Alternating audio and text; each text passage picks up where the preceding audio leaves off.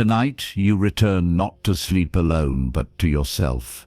The world you left behind today, its noise, its demands, its interruptions, slowly dissolves. You've done enough. You've walked far enough. There is no longer anywhere to go, nothing to accomplish, and no one to become.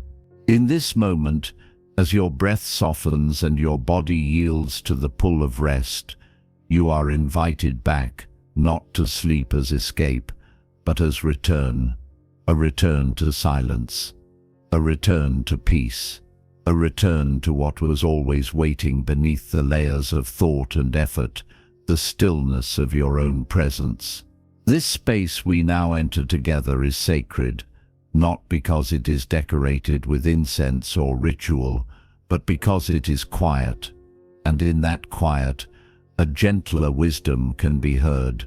So let this voice be not a teaching, but a companion, a guide, not above you but beside you through the landscapes of the inner night. If this quiet journey speaks to you, share it with someone you love, and remember to subscribe, so we may walk this path together, night after night. Let us begin.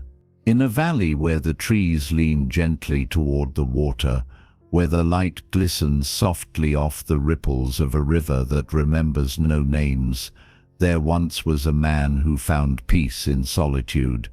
Each evening, as the sun slipped below the horizon and painted the water in fading gold, he would take his small wooden boat and push away from the riverbank.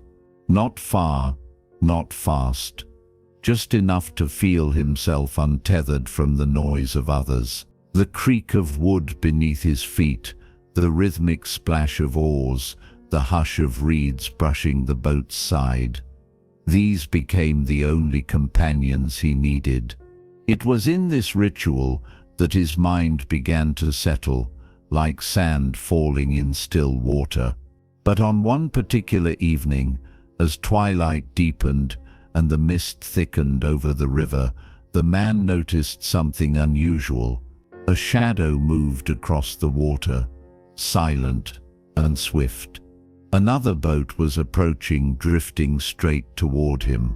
At first he thought little of it. Perhaps someone else was enjoying the quiet, as he did. He called out gently into the dimming air, "Friend, take care, you're drifting close." But the boat didn't change course. It came closer. He raised his voice slightly, concerned now. "Please, you'll crash into me." Still, no response. The boat glided forward, unbothered, uncorrected. The man's peace began to fray. His breath shortened, frustration simmered. "What kind of person ignores another's presence like this?" he muttered, gripping his oar more tightly. The two boats collided, softly, but undeniably. Water rocked between them. The man leapt to his feet, prepared to speak his anger, to declare his right to the river, to demand an explanation. But then he saw it. The boat was empty. There was no one inside, no careless captain, no rude passenger, just a vessel, adrift, carried by the same current that had brought him peace only minutes before. The rage drained from his chest. He sat back down. He laughed quietly at first, then with a softness that only comes when one sees something clearly for the first time. All this anger, and there was never anyone to blame.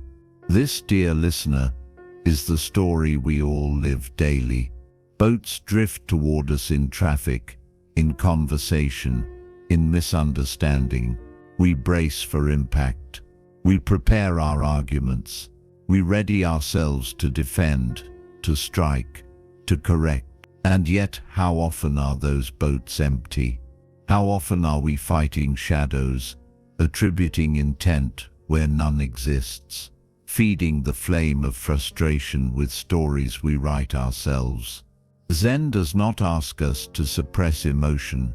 It does not demand we become unfeeling stones.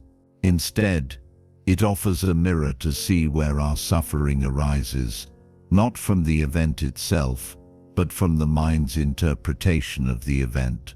The collision was real, the damage small, the anger optional, and it's not just collisions on rivers. Think of the last time you felt ignored by someone, a friend who didn't reply, a stranger who didn't smile back. The ego whispers, they're avoiding you, they're ungrateful, they meant to hurt you. But the truth may be simpler.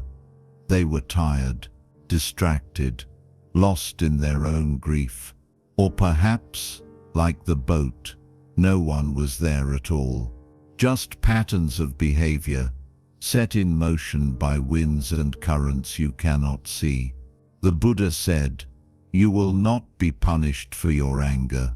You will be punished by your anger." When we absorb that, not just intellectually but in our very bones, we begin to see how we have suffered needlessly over and over again, not because others harmed us, but because we filled their silence with accusation. We filled their absence with stories. But what if tonight you didn't? What if the boat drifting toward you tomorrow is in fact empty? What if the rudeness you perceive is not aimed at you, but simply exists, like a gust of wind or a stone on the path? What if you could meet each moment with curiosity instead of judgment? There is great freedom in that seeing. To cultivate this vision, we begin with awareness. When anger rises, do not suppress it. Witness it. Name it. Anger is here. And then ask, am I certain that someone meant me harm? Most times you will find you are not certain. And in that uncertainty, you can choose to let the moment pass, like the river's current, carrying the empty boat away. The man on the river did not become a saint that night, but he changed. Each time anger rose after that, he remembered the empty boat. He remembered how foolish he had felt. And slowly he began to smile when life collided with him unexpectedly. He asked fewer questions, demanded fewer explanations. He began to float more and row less. Perhaps we can do the same. Tonight, before you drift into sleep, recall a moment from your day that stirred irritation. Picture it clearly. Now ask, was it an empty boat? Can you, just for this moment, release the story behind it? Let it glide away, unmoored, into the darkness beyond. The river has always known how to carry things. It does not need your help, and neither does peace. As we leave behind the river and the empty boat, we step now into a different kind of stillness, one suspended between memory and uncertainty. Our next journey takes us up a quiet mountain path, where a monk must face not only danger, but the timeless invitation to be fully present. This is the story of the monk and the tigers. He was not running from anything, at least not anymore. He had long since stopped pretending the past could be redone or the future tamed into obedience. What remained was a strange stillness between what had already slipped through his fingers and what had not yet arrived. That space, thin as a breath, fragile as a thread of silk, was all he had, and it was enough. The monk found himself suspended, not in metaphor but in reality, dangling between two tigers, one above, snarling with memory, and one below, pacing with prediction. A vine, worn and thin, was all that held him. He could feel his heart beating, a rhythm not of panic but of presence. And there, Growing out of the cliff wall just within reach was a single strawberry. It was red, vivid, alive. He reached for it, bit into it. And in that taste, the whole universe condensed into a moment so small it could not be measured, and so vast it could not be held. The story may seem like fantasy, a metaphor to decorate philosophy, but it is no more a story than your life is. You too are suspended between what was and what may be. The tiger behind you may be a mistake you made, a conversation you regret, a year you wish you could reclaim. The tiger below you may be the appointment you dread, the uncertainty of aging, the ache in your bones when you wake, and yet, here you are, breathing. There is a strawberry near your hand. Perhaps it is the feel of the blanket against your skin, the breath of someone you love sleeping nearby. The simple pleasure of this story finding you at just the right hour. Small sweetness, often overlooked. The Buddha taught, do not dwell in the past. Do not dream of the future. Concentrate the mind on the present moment. Not because the past is evil or the future irrelevant, but because neither exists except as thought, and thought, though powerful, is not always true. Zen invites us not to flee from our tigers, but to acknowledge them without letting them rule us, to feel fear and not become it, to sense uncertainty without worshipping it. You may not be able to escape the cliff, but you can still taste the strawberry. You can still find presence in the breath you're taking now. Notice the way your body lies still. Notice the pause between each inhale and exhale. That is where the strawberry lives. That is where the sweetness waits. Not after the danger passes, but within it. Not after the noise ends, but beneath it. There is a deeper silence available, not the silence of the world, but the silence inside you when you stop clinging to what cannot be preserved and stop resisting what cannot be prevented. That silence is not an absence but a fullness. It is the place where the strawberry reveals itself. The tigers may not leave, but they grow smaller when your attention is no longer fixed on them. And so tonight, ask gently, what have I been suspended between? What imagined disaster holds my attention? What sorrow do I keep feeding with the energy of now? Then look for the strawberry. It may not be grand or profound. It may be a memory that brings a smile, a scent in the dark that reminds you of safety, the quiet rhythm of your breath. Let it be enough. There is an ancient practice in Zen called Ikigo Iki, one time, one meeting. It speaks to the unrepeatable nature of every moment. No breath will ever be exactly like this one. No sleep will ever come in precisely this way again. No story will ever sound the same tomorrow. So we are asked gently and with great compassion to meet each moment as if it were the only one. Because it is. The monk on the cliff did not escape the tigers, but he did not let them steal the sweetness of that one strawberry. That was his freedom, not the ability to change his fate, but the willingness to live it fully. You are not asked to be fearless, only to be here. You are not asked to silence the tigers, only to stop shouting over the sound of the strawberry's taste. And if tonight, as your mind lays down beside your body, you feel the sharp teeth of memory or worry stirring in the shadows, do not run, do not fight, do not feed. Instead, reach for something simple, something true. The breath, the warmth, the small act of listening, and then, like the monk, Allow the taste to carry you into stillness, into surrender, into sleep.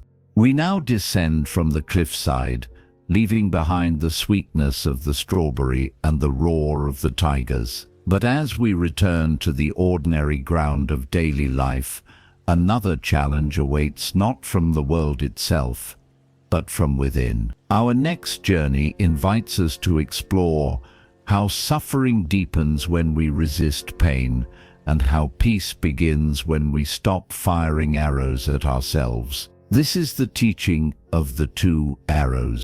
It begins with pain. Always, it begins with pain. A tightness in the chest, a word that wounds, the silent disappointment of life, not turning out as you hoped. These are the first arrows. They come swiftly, unexpectedly. You do not invite them, and yet they find you. This is the nature of existence, the inevitable touch of suffering. But the second arrow, that one is different. The second arrow is forged not in the world, but in the mind. It is shaped by thought, sharpened by memory, and hurled by imagination. The first arrow strikes the body, the second, the soul. The Buddha once asked his disciples, "If a person is struck by an arrow, is it painful?" "Of course," they replied. "And if that person is struck again by a second arrow, is it not even more painful?" They nodded, understanding. "Why then," he asked gently, "do we shoot ourselves again after the first blow?" This is the teaching of the two arrows. You feel the first clearly, vividly. It might be an illness, a loss, a betrayal. These things happen to everyone. No one is immune to life. But what happens next determines the depth of your suffering. A second arrow arrives when the mind begins to narrate. "Why me? This isn't fair. I can't go on like this." It's the mental commentary, the clinging to resistance, the spiraling into what could have been or what should be. And each of these thoughts, though seemingly small, adds to the weight of your suffering. In Zen, we do not ask the mind to be silent. We simply learn to stop believing everything it says. When the first arrow hits, we acknowledge it. We feel the pain. We breathe with it. But we do not decorate it with stories. We do not multiply it. Consider this: a friend forgets your birthday. The first arrow is the sting of being overlooked.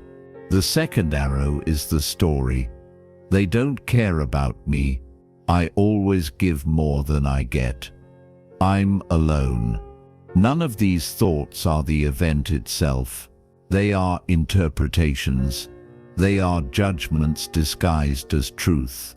Or perhaps your body aches with age.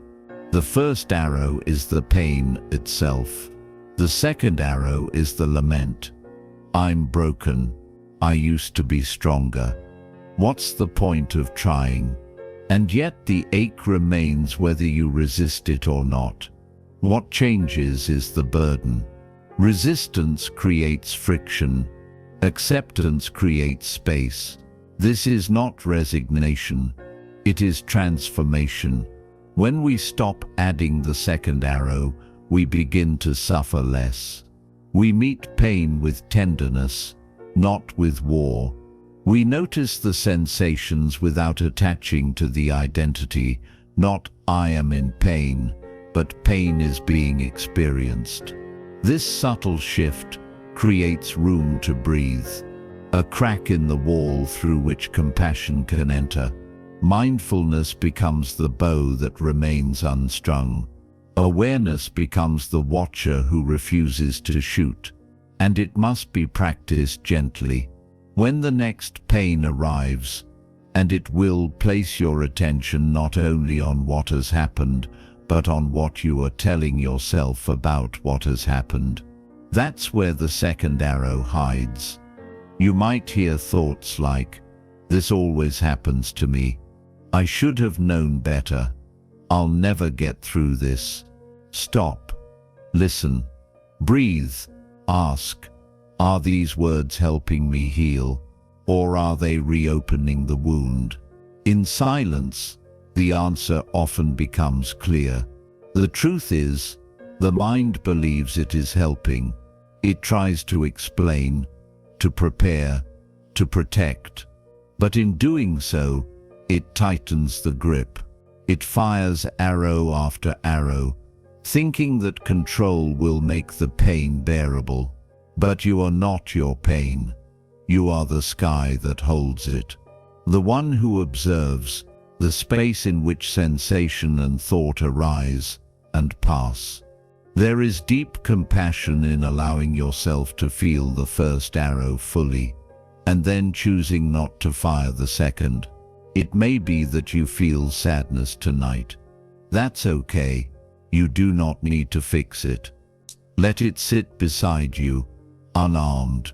Let it be a visitor, not an invader. When you stop feeding it with stories, it often leaves more quickly, having delivered its message. Zen teacher Charlotte Joko Beck said, "Pain is not a punishment. Pleasure is not a reward. They are both just experiences." This wisdom invites us to disarm, to live in a world where we do not punish ourselves for the simple reality of being human. Let your heart become a sanctuary where the wounded come to rest, not a battlefield where they are endlessly judged. Tonight, as you lie in stillness, notice what arrows remain within you. Perhaps one is recent. Perhaps another has lived there for years. Can you feel it now without naming it? Can you witness it without piercing yourself again? Let the arrow be enough. You do not need another. You have already survived so much. Sleep now, not because everything is solved, but because it doesn't have to be. Rest not as escape, but as mercy. The body heals in sleep, the mind softens, and in the softness, the pain loses its shape. Tomorrow may bring another arrow, but tonight you can choose to lower your bow. You are safe here. You are enough. You are already whole. Having seen how much of our suffering is created by the mind's resistance, we now turn to a story shaped by grief. A story that brings us face to face with one of life's hardest truths: impermanence.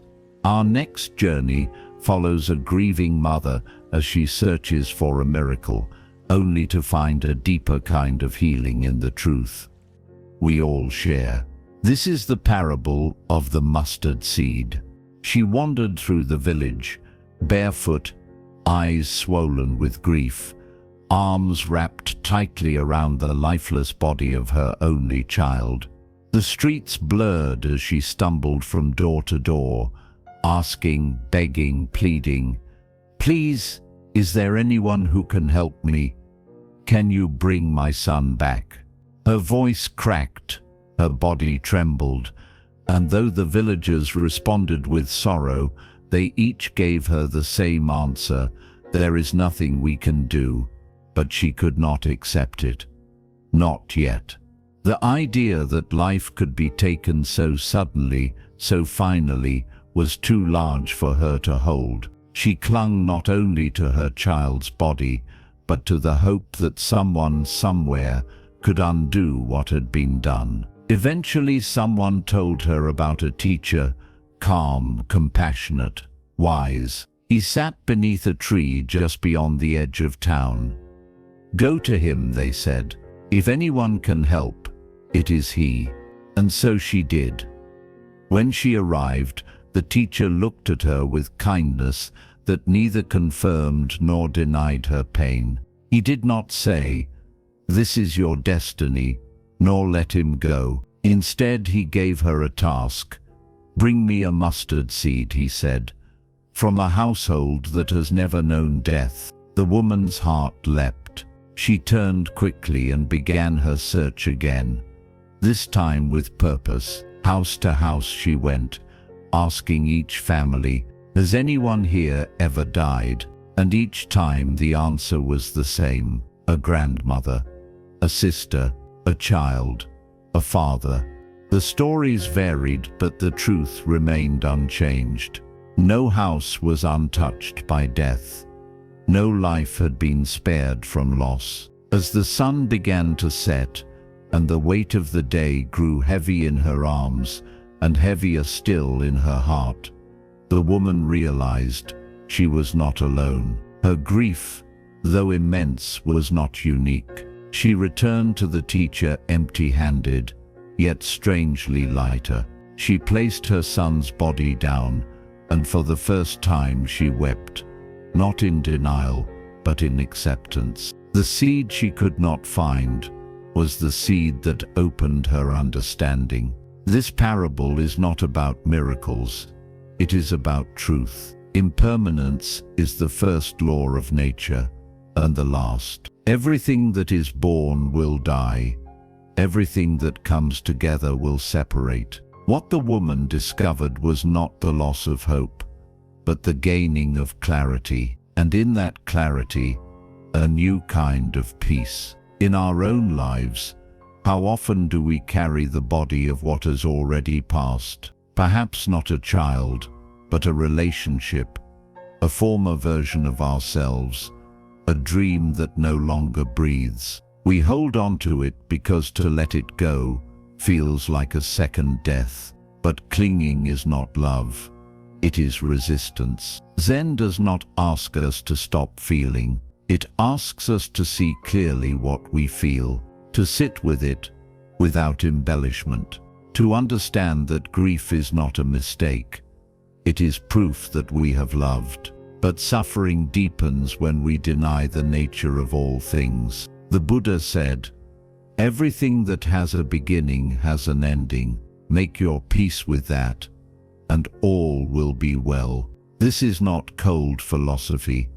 It is a warm hand in the dark, reminding us that we do not grieve alone, that our tears join a great river that flows through every heart, and in that river, we find not despair, but belonging. Why is impermanence so hard to accept? Because we live in stories that promise permanence. We are taught to build, to accumulate, to secure.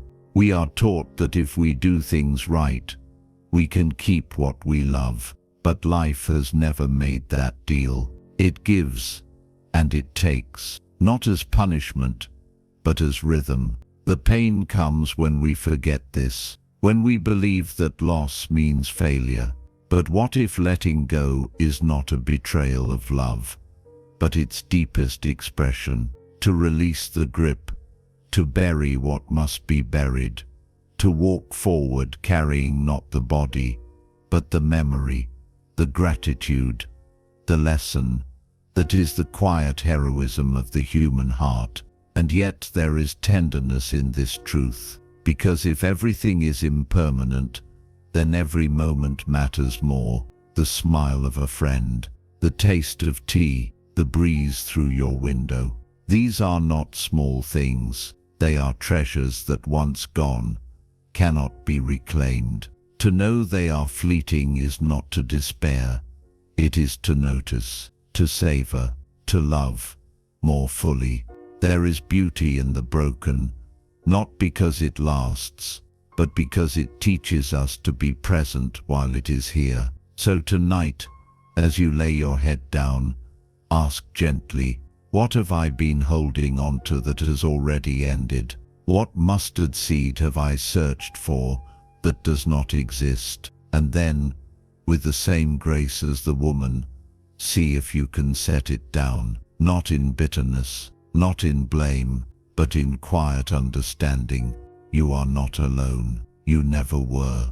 We have all stood at doors, asking for what cannot be given, and we have all, in time, come to see that grief is not a wall, it is a doorway, and beyond it lies peace. Let the night carry what you no longer need to hold. Let the breath you take now be lighter than the one before.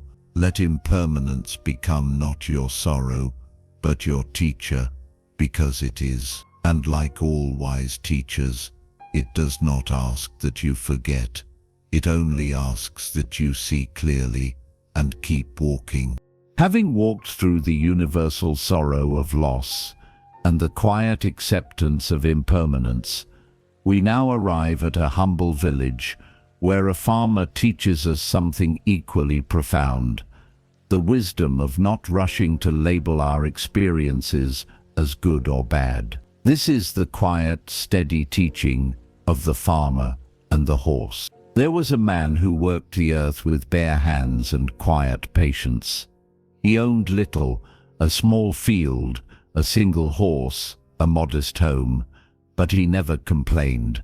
He rose with the sun and slept when the stars gathered, asking for nothing more than the turning of the seasons and the rhythm of the soil beneath his feet. The village respected him, not because he was loud, not because he demanded attention, but because he was steady. He moved through life like the wind in tall grass, present, unassuming, and always listening. One morning, his only horse ran away. His neighbors, hearing of the loss, gathered around him with sympathy. "What terrible luck," they said. "How will you plow the field now? What misfortune has befallen you?" The farmer simply nodded and replied, "Maybe." The villagers were puzzled. Was he in shock? Was he deluded? Surely losing his only horse was a calamity.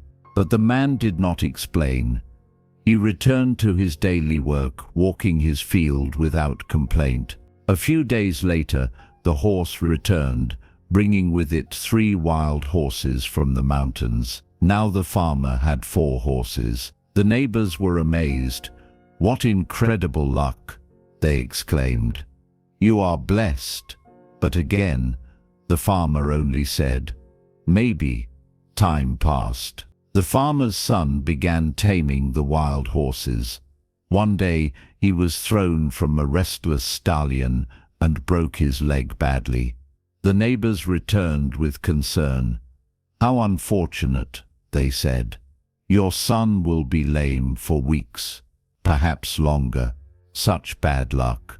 The farmer, as always, replied softly, "Maybe." Soon after, war broke out across the land. Soldiers came to the village, conscripting every able-bodied young man. The farmer's son, injured and limping, was left behind.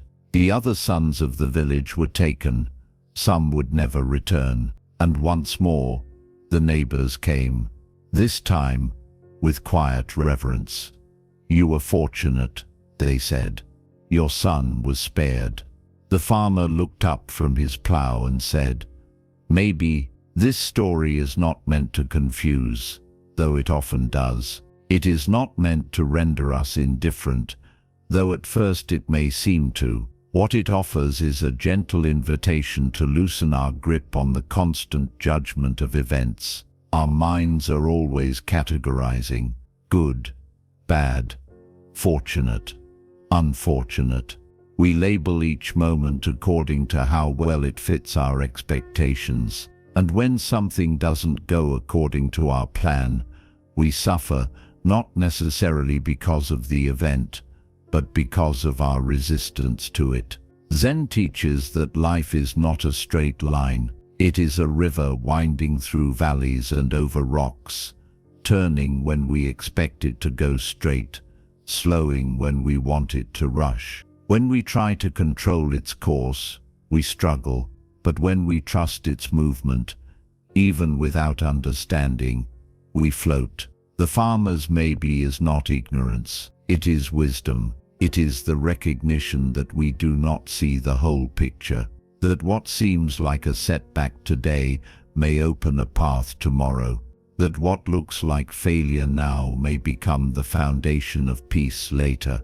The mind craves certainty, but peace lives in the uncertain. Think of your own life. How many things once felt like disasters only to reveal themselves as blessings later.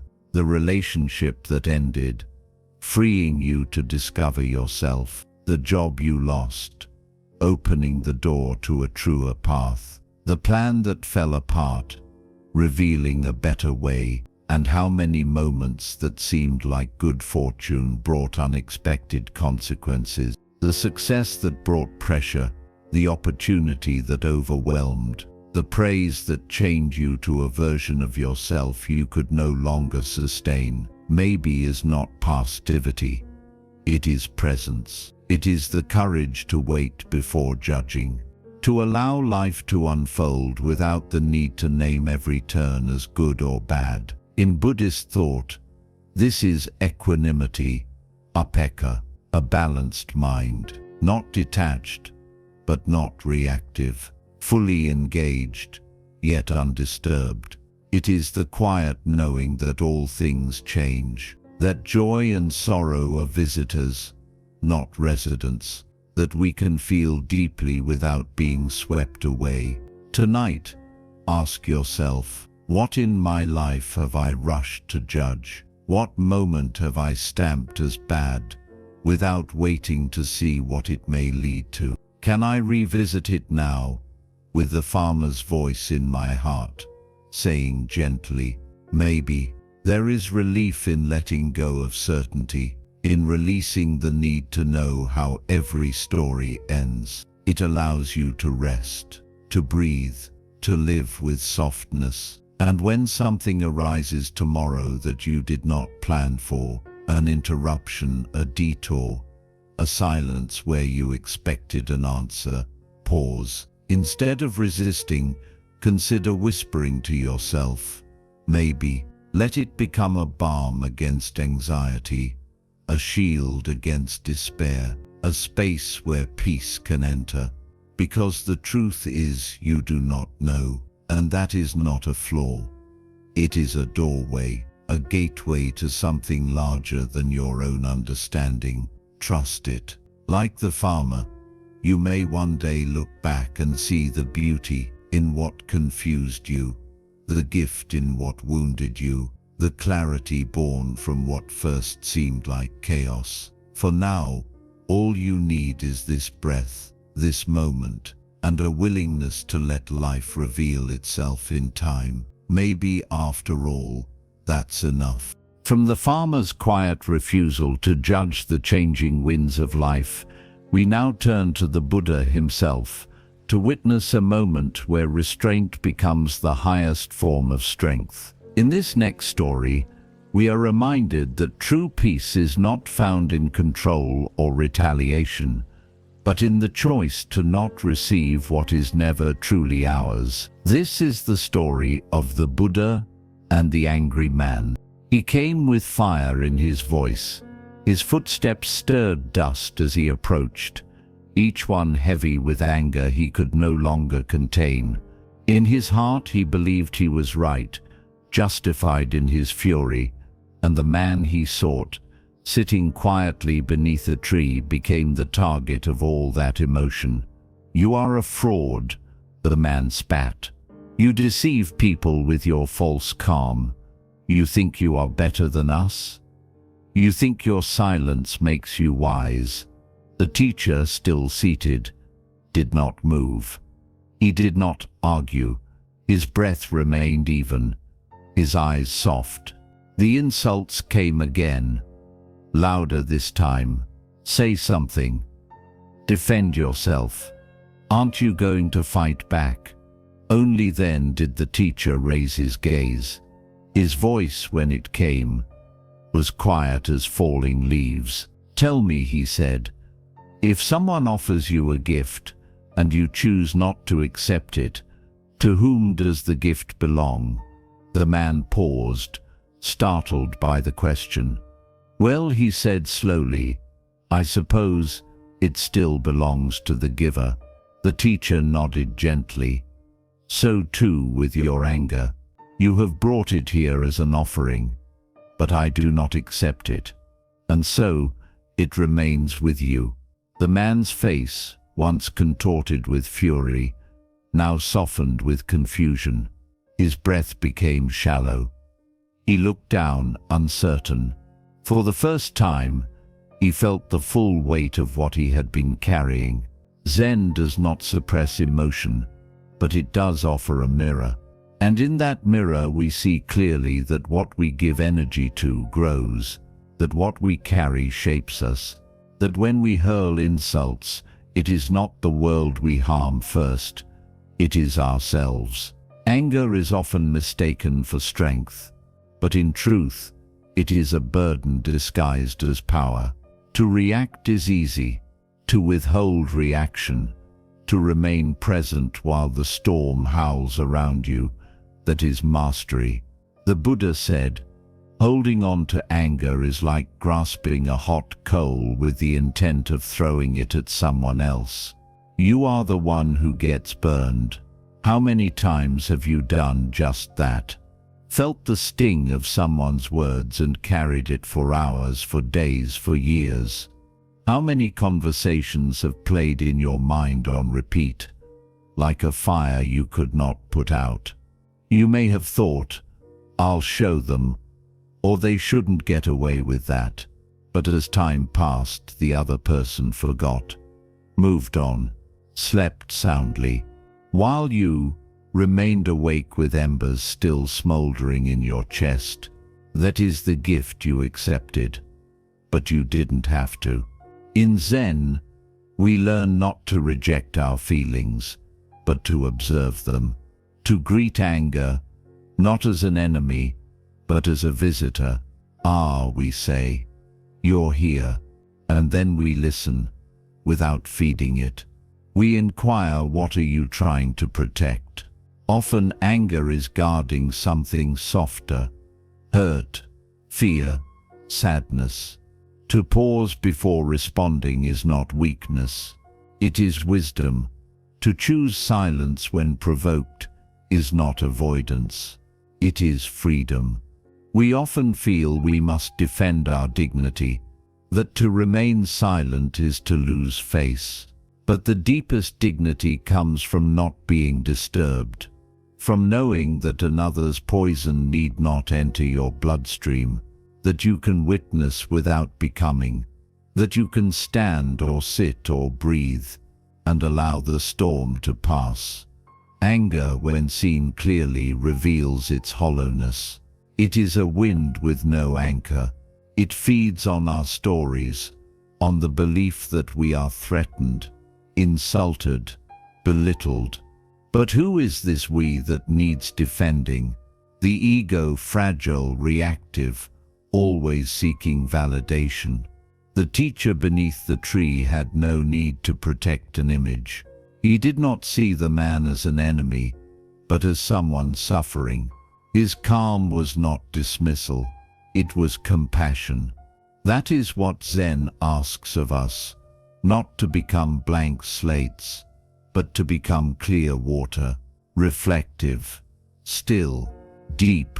Tonight, as you recall the moments from your day, ask, did someone offer you a gift of anger?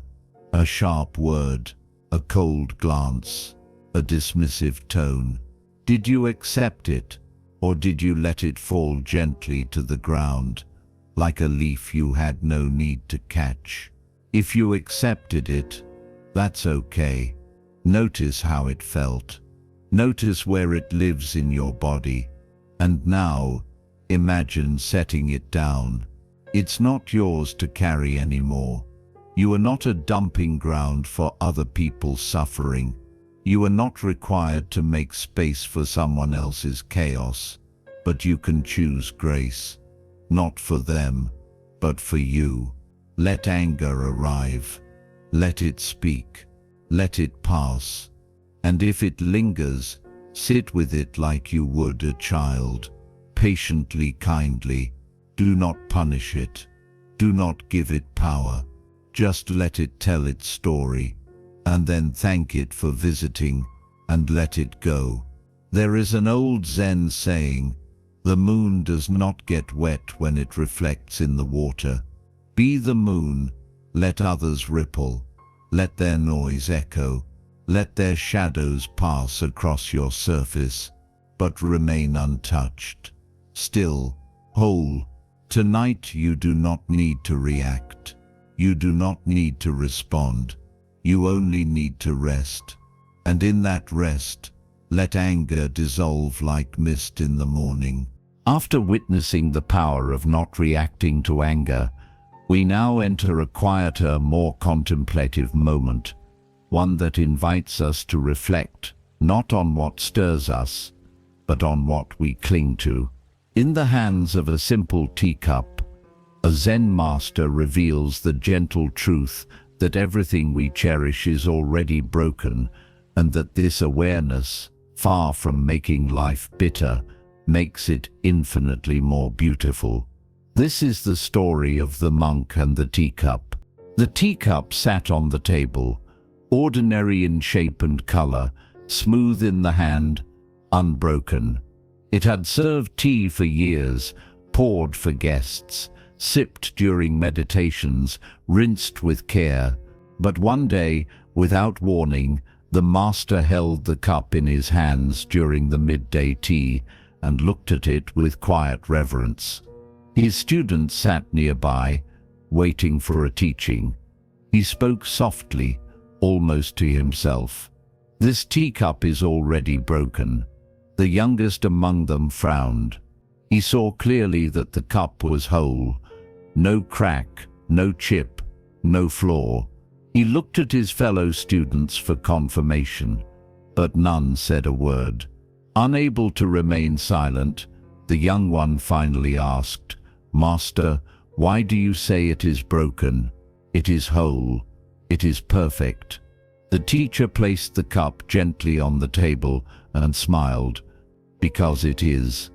Not now, perhaps not tomorrow, but someday this cup will fall.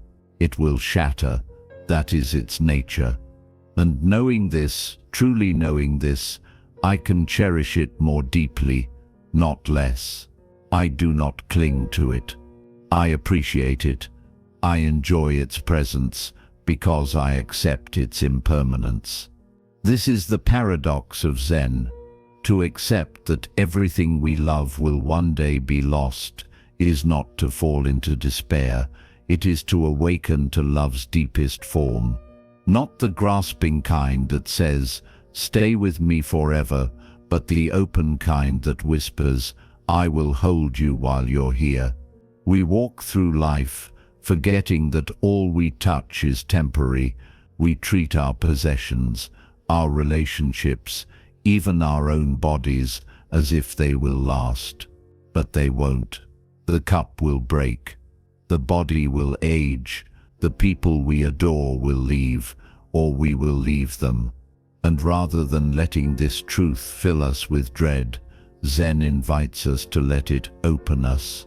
Because when we see the impermanence of all things, each moment becomes more precious, each glance more tender, each sip of tea more sacred.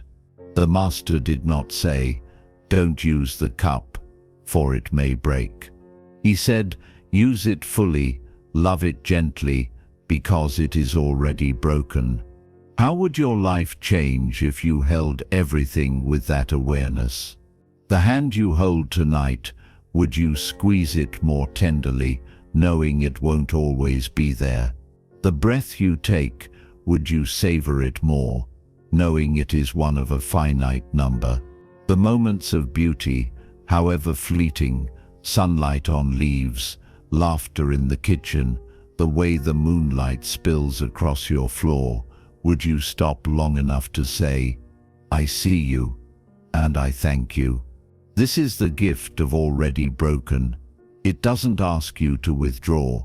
It asks you to show up, fully, delicately, with reverence.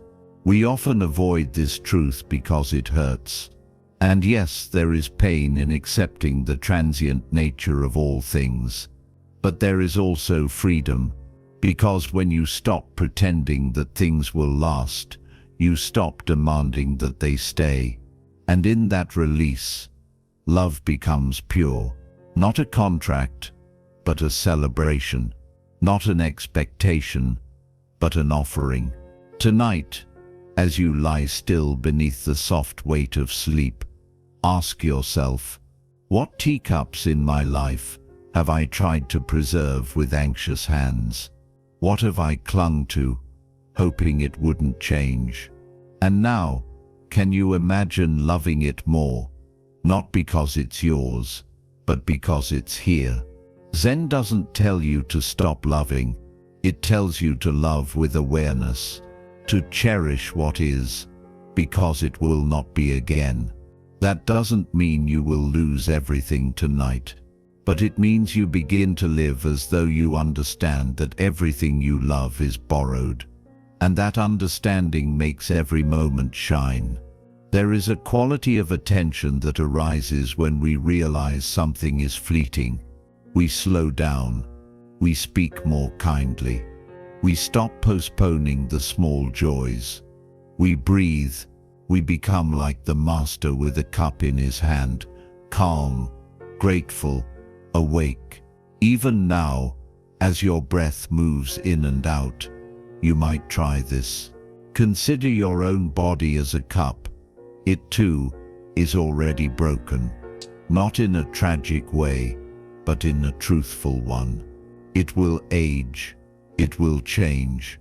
It will someday cease to function, but tonight it carries you through one more night of rest, one more night of reflection, one more night of being alive.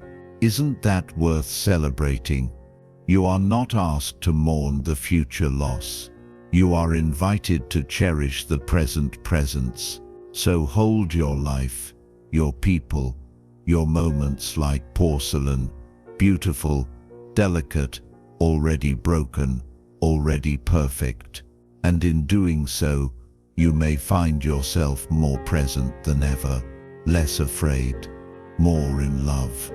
That's all Zen asks, to notice, to hold gently, to let go when it's time, and in the meantime, to sip tea with gratitude, even from a cup that is already broken. Having seen the freedom that comes from embracing impermanence, we now move toward the heart of compassionate action. In our next story, the Buddha reminds us that true generosity is not found in grand offerings or noble gestures, but in the quiet discernment of who truly needs our care. This is the teaching of the Buddha and the robe. The sun had not yet risen, but the streets were already stirring with quiet movement. Merchants preparing stalls, farmers carrying produce, and among them, a man dressed in elegant silk walked with purpose in his steps. He was wealthy, not just in coin, but in status. He had heard of the monk staying near the edge of town, the one whose words softened hardened hearts, whose presence stilled the restless mind. And today the merchant wished to honor him. He brought a gift, an exquisite robe, embroidered with gold thread, woven from the finest silk his wealth could offer. He believed it was worthy of the monk's stature, that surely such wisdom deserved something beautiful in return.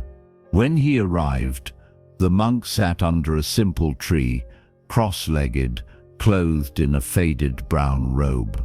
No ornaments, no guards, no ceremony.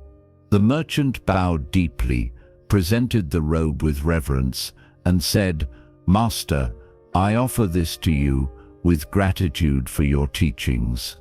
Please accept it as a symbol of my respect." The monk looked at the robe, then he looked at the man. His eyes held neither rejection nor excitement, only clarity. "Thank you for your kindness," he said, "but I already have a robe. One is enough for me. I would ask you to give this instead to someone who cannot keep warm, someone who waits for the sun each night with shivering bones. There, your gift will become more than beauty. It will become compassion." The merchant paused, confused. He had hoped the robe would be appreciated, perhaps even worn by the monk, seen by others. But slowly he understood. True generosity does not seek praise. True generosity sees need. In our world, giving is often performative. We give where others can witness our virtue. We donate when it is convenient. We offer kindness when it fits our story. But Zen challenges that. It strips giving to its essence, not the act, but the intention. In Buddhism there is a word, dana. It means generosity, but it also implies a letting go of attachment, of recognition, of the self that gives to practice. To practice true dana is to give without agenda, without expectation of return, without needing the receiver to even know your name. The monk did not shame the merchant. He did not reject the gift with pride. He simply redirected it toward a place where it could matter more. And in doing so, he gave the merchant a greater gift, the chance to give rightly. Tonight, reflect on how you give. Do you give to feel good, to be thanked, to soothe guilt, or do you give because the giving itself is the joy? Do you wait for moments that are convenient, or do you seek out those who truly need what you can offer? Zen generosity is quiet. It moves like water, nourishing without announcing. It is a hand that offers bread without a name attached. It is a coat left on a bench for someone cold, a kind word spoken with no one watching, a breath of compassion shared without fanfare. And it is not limited to money or things. You can give your attention, your patience, your forgiveness. These too are offerings, and often they are the ones most deeply needed.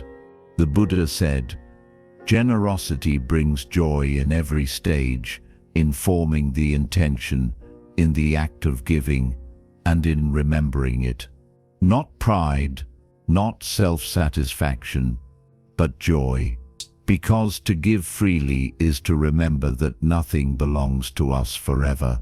We are caretakers of blessings, not owners. And when we release what we can spare, we step into the great rhythm of interbeing, that we are not separate from those in need, that their suffering is our own." The merchant returned home, and that evening found a man curled beneath his shop's awning, wrapped in rags, trembling in sleep. He knelt without a word, placed the robe over the man's shoulders, and walked away. He did not leave a note. He did not wait for thanks. And yet, for the first time in many years, his heart felt light. You don't need wealth to give. You only need willingness. A willingness to notice. A willingness to part with what is extra. A willingness to care more about impact than impression. Tonight, as you close your eyes, ask yourself, what do I have that someone else might need? Not only in material things, but in warmth, in words, in presence. And then can I offer it without needing applause? The answer need not come now. Let it arrive like the morning sun, soft, quiet, certain. Because giving, like resting, requires release. You cannot truly give if your hands are clenched, and you cannot truly rest if your heart is burdened with what you no longer need to hold. Let it pass from your palm to another's, and in that movement find peace. You do not need to be known as generous. To be generous, you do not need the world to see. The monk saw the world clearly, even in silence, and the robe, it warmed someone that night, and that was enough. After exploring the wisdom of giving to those who truly need, we now turn inward to the burdens we carry, not in our hands, but in our minds. In our next story, two monks walk the same path, but only one carries the weight of a moment long gone. It is a story about compassion, yes, but also about knowing when to put something down. This is The Two Monks and the River. The sky had grown heavy with rain, and the path through the countryside was soft with mud. Two monks walked in silence, robes dampened by mist, sandals leaving soft impressions along the winding road. They were companions of many years, brothers in practice, but different in temperament.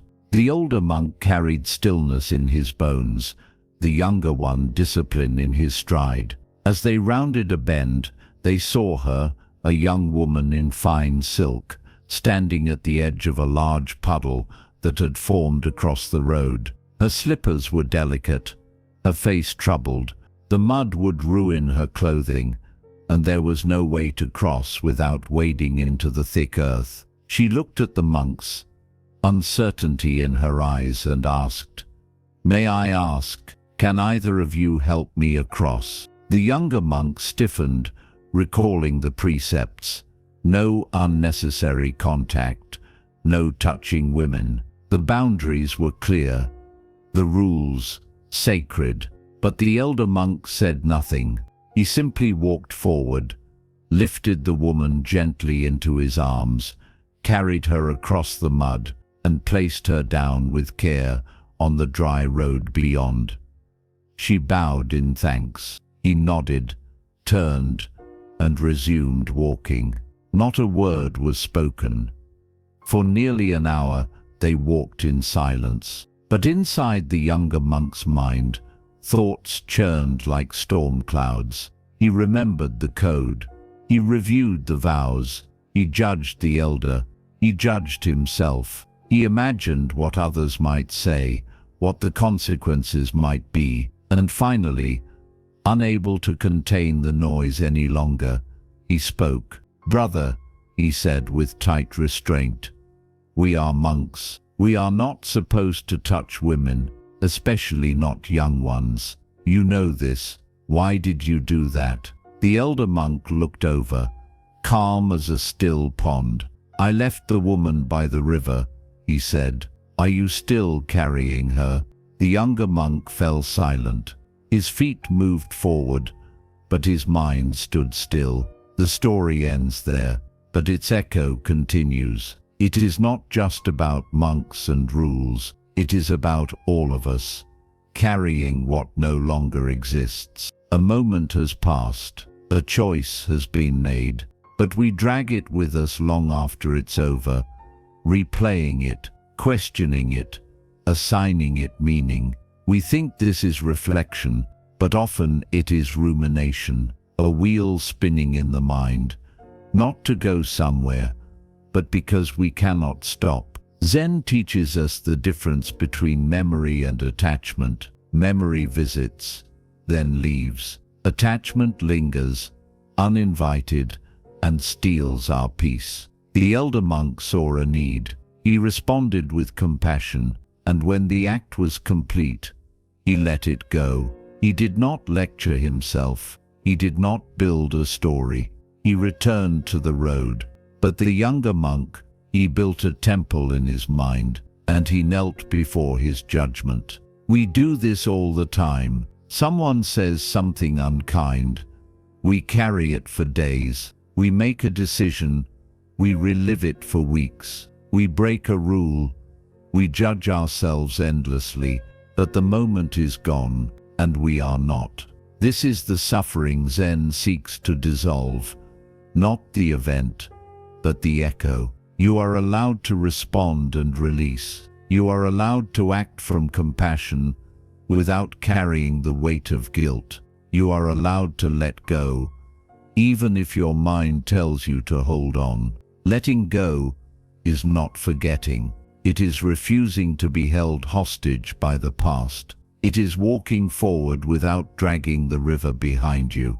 The Buddha said, "Just as a snake sheds its skin, We must shed our past over and over again. But shedding is not something we do through force. It is something we allow through presence. If the younger monk had brought attention to his own breath, to the feel of his feet against the road, to the sound of birds above, he might have noticed the moment was gone, the woman was gone, only his thoughts remained. But we often believe our thoughts are reality. Zen offers a gentle correction. Your thoughts are weather, you are the sky. Tonight, ask, what am I still carrying? Is it a conversation, a decision, a regret? Was it 5 hours ago or 5 years? And more importantly, is it still true, or is it just familiar? The path ahead of you cannot be walked. If your arms are full of what no longer belongs, place it down. Not because it never mattered, but because it no longer does. And when your mind picks it back up, as it will, remind it gently, the woman was left by the river. Let that become your mantra. Not to deny, but to remember. Not every thought deserves your loyalty. Not every memory needs to be held. Not every mistake needs to be carried like a stone. You are allowed to be free. Tonight, in your bed, as the world fades, you might feel something stir inside. A tension, a replay, a whisper of unfinished thought. Acknowledge it, smile at it, and then leave it by the river. You've carried enough. Let the road ahead be lighter. Let the night carry you forward. Let peace walk beside you, unburdened, silent, free. Having learned the art of letting go, we now move into the stillness that follows, a stillness where the subtlest voices can finally be heard. In the next story, a young seeker discovers that true wisdom doesn't always shout. Sometimes it sings quietly from the cracks of the world. This is the story of the cricket in the temple.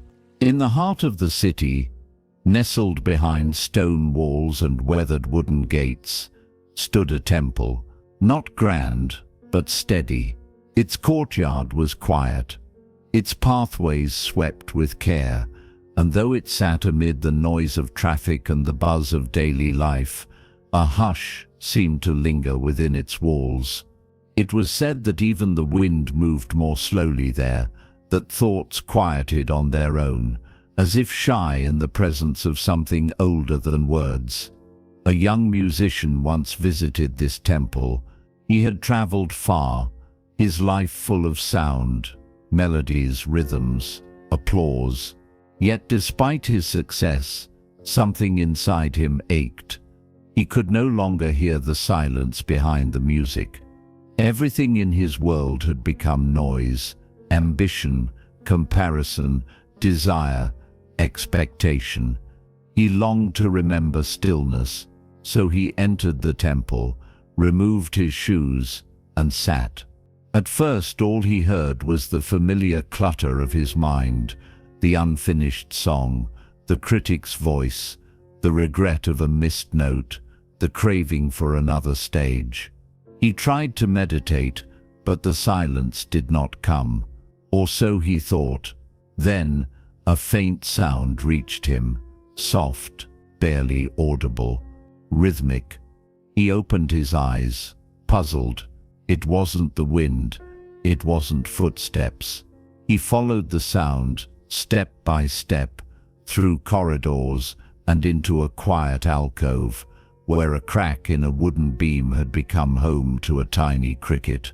There it was, singing, not loudly, not to be heard.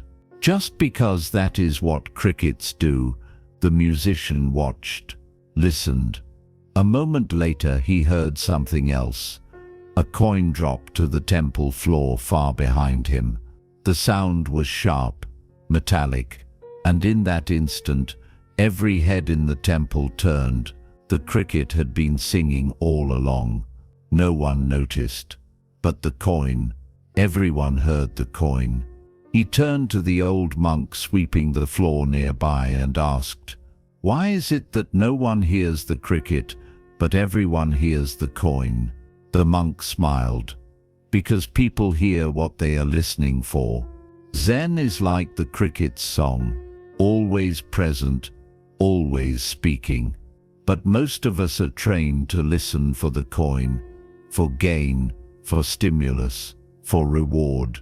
We notice what glitters, what promises, what disturbs. But beneath that, beneath the surface noise, a quieter wisdom hums. It hums in the breath, in the spaces between your thoughts, in the pause between inhale and exhale. It is not absent. It is simply drowned. The world rewards attention to noise, but peace asks for presence in stillness. Tonight, what are you listening for? Do you wait for the next task, the next demand, the next coin to fall? Or can you tune your heart to the gentler sound, the cricket inside your temple? In Buddhist practice, there is the cultivation of shamatha, tranquil abiding. It is not about silencing the world, but about resting your attention so fully that you begin to hear what was always there. The rustle of sheets, the pulse in your fingers, the small voice inside you that says, "This moment is enough." That voice is easy to miss, because it does not shout. It does not compete. It waits. It waits until you are tired enough, still enough, soft enough to hear. Tonight, as your body sinks into rest, you may still hear coins, the clinking sound of unfinished thoughts, of worries, of tasks you didn't complete. That's okay. Do not scold yourself for hearing them. Just choose gently to turn your head toward the cricket. It might be a memory that soothes, a breath that calms, the silence beneath the hum of the room. Let that be your song. Let it be the lullaby that returns you to yourself. You were not made to live in noise. Your mind was not meant to be a drumbeat of urgency. You were born from stillness. You return to it now. The cricket does not care whether it is heard. It sings anyway. Let that be your practice, to breathe, to be, to sing quietly within, regardless of who listens. Because the wisdom of your being is not meant for performance. It is meant for presence, and presence cannot be bought with coins. It must be chosen. So tonight, let this temple rise around you, not of stone, but of silence. Let the noise remain outside. Let the world carry on. You are home now. And if you hear something faint, something soft, something nearly forgotten, listen. It may be the sound of your own soul, singing, not to be noticed, but simply because it is time. From the quiet song of the cricket, we now enter the space where stillness meets motion, where action becomes most powerful when the self no longer clings to control. Our next story takes us to the edge of a cliff, where a young archer learns that true mastery is not about hitting the target, but about dissolving the one who aims. This is the teaching of the master archer. The sky had just begun to pale when the student arrived at the foot of the mountain, his breath shallow with anticipation, his bow slung over one shoulder and a quiver of arrows tapping against his spine with every step. He had traveled far to find the master, a man known not only for his legendary precision in archery, but for the depth of presence he carried into every gesture, as if he were not aiming at a target, but conversing with the air itself. When the student reached the summit, the master was already waiting, standing at the edge of a sheer cliff that dropped away into mist and silence. There were no targets set up, No practice grounds, no clear instructions, only the chasm, the open sky, and the sound of wind brushing the stone. "Stand here," the master said, stepping aside. The student obeyed, though his knees trembled as he approached the edge. His eyes dropped toward the vast emptiness below. His breath became erratic. He tried to steady his hands, but the bow felt heavier than usual, and the arrow slipped once from his grasp. The master said nothing. He only watched. "Where is the target?" the student finally asked. "There is no target," the master replied. "Only yourself." The student frowned, confused. "Then what am I aiming at?" The master looked toward the horizon, then back at the student with a gaze that held no urgency. "You are aiming at your division. You are aiming at the fear that splits you from the moment." In that moment, the student understood.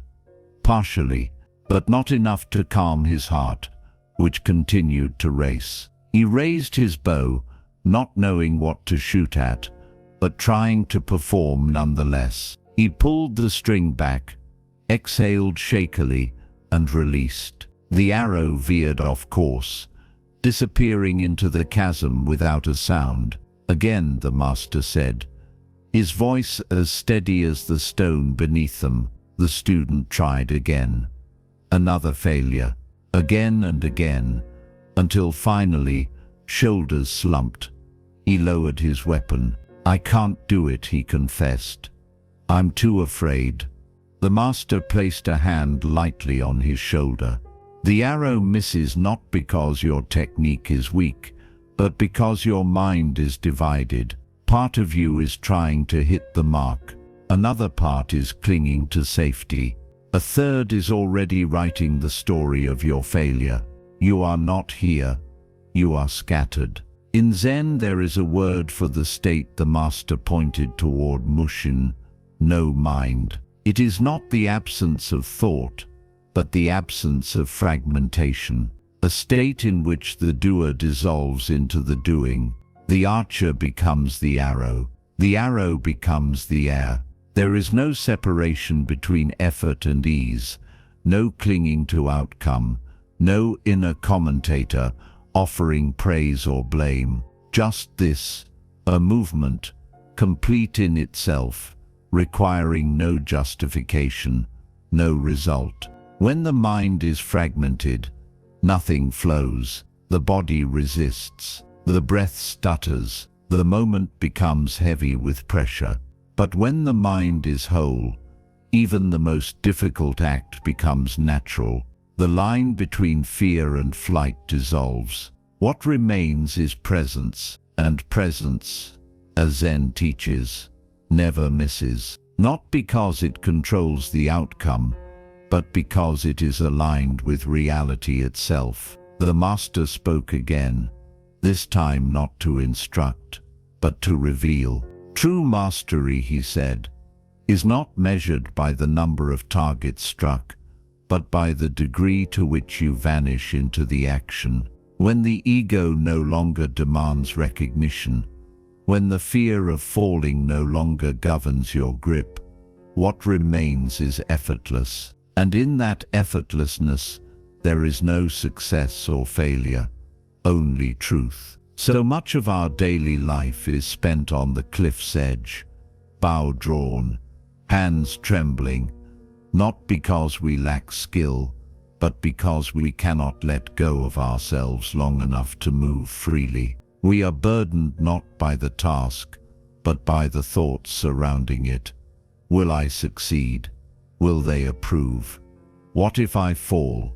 Zen invites us to another path, not one of detachment, but of deep engagement, without obsession. To be so fully immersed in the moment that the question of outcome becomes irrelevant. Tonight, consider the cliffs you stand upon, the places in your life where your mind trembles, not from weakness, but from self-consciousness, the relationships where you cannot speak freely, because you fear misunderstanding.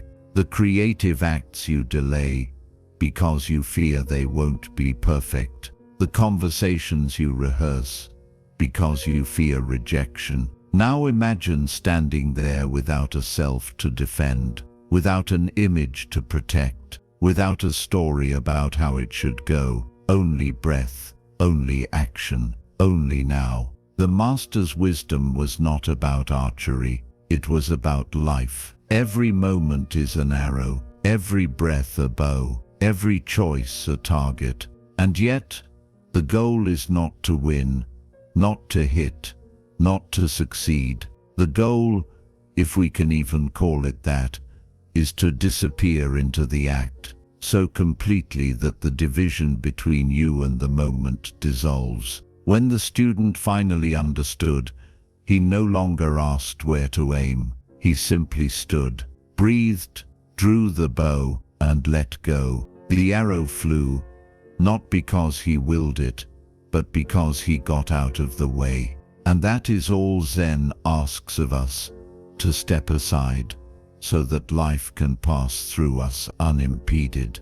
Tonight, as you lie down, release the idea that you must perform even your rest. Let go of the notion that your sleep must be productive, that your dreams must be meaningful, that your stillness must be earned. You do not need to aim your way into peace. You need only let go. The arrow of your breath already knows where to go. Let it fly.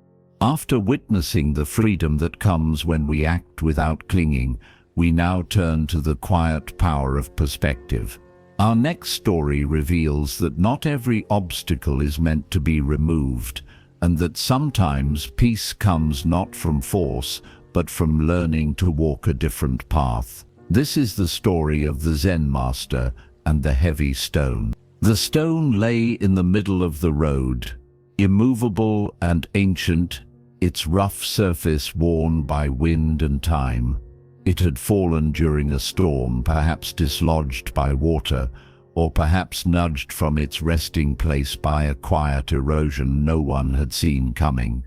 Regardless of its origin, it now stood as a barrier, large enough to block carts, inconvenient enough to disrupt daily life, and stubborn enough to resist every effort to remove it. The villagers tried, with rope and leverage, with sweat and strategy, with shouted instructions and scraped hands. They pushed together, many backs leaning into the effort. They struck it with hammers and cursed its unwillingness to budge. They dug around it, attempting to unearth its base, only to find it lodged deeper than they imagined. Days passed. Their frustration grew. Each attempt ended the same: exhaustion, failure, and the quiet shame of being stopped by something so simple, just a rock, and yet unmoving. Then one morning, a monk arrived, barefoot, quiet, carrying no tools. He walked around the stone once, then again, saying nothing. The villagers watched, expecting another futile plan, another suggestion they had already tried. But the monk did not ask for help lifting. He simply turned and said, "Why must the stone be moved?" The villagers blinked. It was a question they had not asked. "Because it's in the way," someone finally said. "Because it doesn't belong there." The monk smiled. "Then let us walk another way." He led them to the side of the path, where the brush grew thick but passable. With patience and cooperation, they cleared a route that curved around the stone. It was not as straight as before, not as efficient, but it worked. And the stone, it remained, but it no longer blocked the road. This story is not about problem solving in the conventional sense. It is about a shift in perception, a gentle turning of the mind from resistance to acceptance, from force to flow. We are trained to believe that every obstacle must be overcome, that every problem requires removal, that life must conform to our expectations. And when it doesn't, when a stone appears in our path, we feel insulted. We treat the challenge as a personal affront. We push, we rage, we dig. And in doing so, we exhaust ourselves. Zen asks a different question. What if the stone is not the problem? What if the real obstruction is our insistence that the path be what we imagined? The monk's wisdom lies not in his strength, but in his vision. He does not see the stone as an enemy. He sees it as part of the landscape. And from this perspective, the energy once spent in resistance can now be redirected toward adaptation, creativity, flow. In Buddhism, this quality is known as upaya, or skillful means, the ability to respond to reality not with rigid doctrine, but with flexible wisdom. To meet life where it is, not where we wish it to be. So often, we suffer not because of the stone itself, but because we have decided it should not be there. We add a second layer to the difficulty, the inner argument. This shouldn't be happening. Why now? This ruins everything. But the stone does not hear our protest. It does not move in response to our frustration. It simply remains, still and unbothered, until we soften, and when we do, something curious happens. We begin to see the possibilities around the obstruction, a new path, a different rhythm, a hidden strength. The villagers, once so focused on removal, discovered a road they had never considered. And in time, the stone became part of their village's story. Children played on it. Elders leaned against it to rest. Travelers used it as a landmark. It no longer blocked the way. It shaped the way. Can you see the stones in your own path? Perhaps it is an illness that has altered your pace, a loss that has reshaped your days, a limitation you never expected, but now live with daily. You may have tried to move it, fought against it, wished it away. But tonight, just for a moment, ask, must the stone be moved, or might there be another way? One that curves gently around the difficulty, not to avoid it, but to include it. This is not defeat. This is wisdom. It is the realization that peace does not come from conquering every challenge, but from meeting each one with open eyes and a softened heart. You may find, as the villagers did, that the stone you once hated becomes something else, a place of rest, a teacher, a symbol of how far you've come. The monk never returned to that village, but the path he left behind remained. And every time someone walked it, they were reminded, life does not always clear a straight road, but it always offers a way forward. Tonight, if there is a stone in your mind, a regret, a fear, a question without an answer, try not to move it. Try walking around it instead. Try pausing beside it. Try listening to what it might be teaching you. And if it remains tomorrow, let it remain. It does not have to disappear for you to find peace. Sometimes, peace is simply the willingness to take another path. Having seen how obstacles can become teachers when we stop resisting them, we now revisit a familiar theme, how easily we carry the weight of judgment long after the moment has passed. In this next story, two monks cross a muddy road, but only one knows how to walk forward with a clear heart. This is the lesson of the two traveling monks.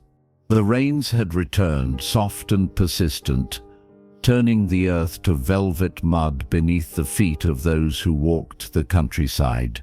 Two monks traveled together once more, their sandals damp, their robes heavy with moisture. The journey was long, but their silence was practiced and familiar, a silence not of distance but of mutual understanding. They shared the road as they shared their path. One step, one breath, one moment at a time. As they approached a low stretch of road, they saw her, a young woman in a silk kimono, standing before a large puddle that had swallowed the path. She stood with hesitation, delicate feet paused on the edge, her eyes flicking between the ground and the approaching monks. The mud was deep, dark and thick, and one step would soil her fine clothing. Without speaking, the older monk stepped forward. He gently lifted the woman into his arms, carried her across the puddle, and set her down on dry ground. She bowed quickly, softly murmured her thanks, and walked on. The younger monk, though he said nothing, felt the weight of the moment. He followed beside his companion, but his mind did not walk with him. It remained behind, circling the image of the woman, the rules, the boundaries, the silent act that had crossed an invisible line. The code was clear. Monks were to avoid contact with women, not out of superiority or shame, but out of caution, out of tradition, out of discipline. Had his elder forgotten? Had he dismissed their vows? Hours passed, and the rain slowed to mist. Finally, unable to contain his agitation, the younger monk spoke. "Brother," he said, his voice measured, "we took vows not to touch women. Why did you carry her?" The older monk walked on for a few more steps, then turned his head and spoke with calm clarity. "I left her by the puddle. Are you still carrying her?" The words fell between them like a small bell ringing in the valley of thought. The younger monk fell silent again, not because he had no reply, but because he suddenly saw how long he had held on to what was already gone. This teaching, like many Zen parables, is deceptively simple. On the surface, it appears to be about monastic rules, about discipline and exception, but beneath that lies a deeper truth, one that stretches far beyond the robes of monks and into the daily lives of all who walk the path of awareness. It is this: we often carry far more than we need, not in our arms, but in our minds, not weight, but judgment, not people, but the shadows of encounters long past. A conversation replayed 100 times, a word misunderstood, a mistake magnified through repetition, a perceived offense turned over and over in the heat of inner monologue, until it becomes a fire we cannot put out. We say we've moved on,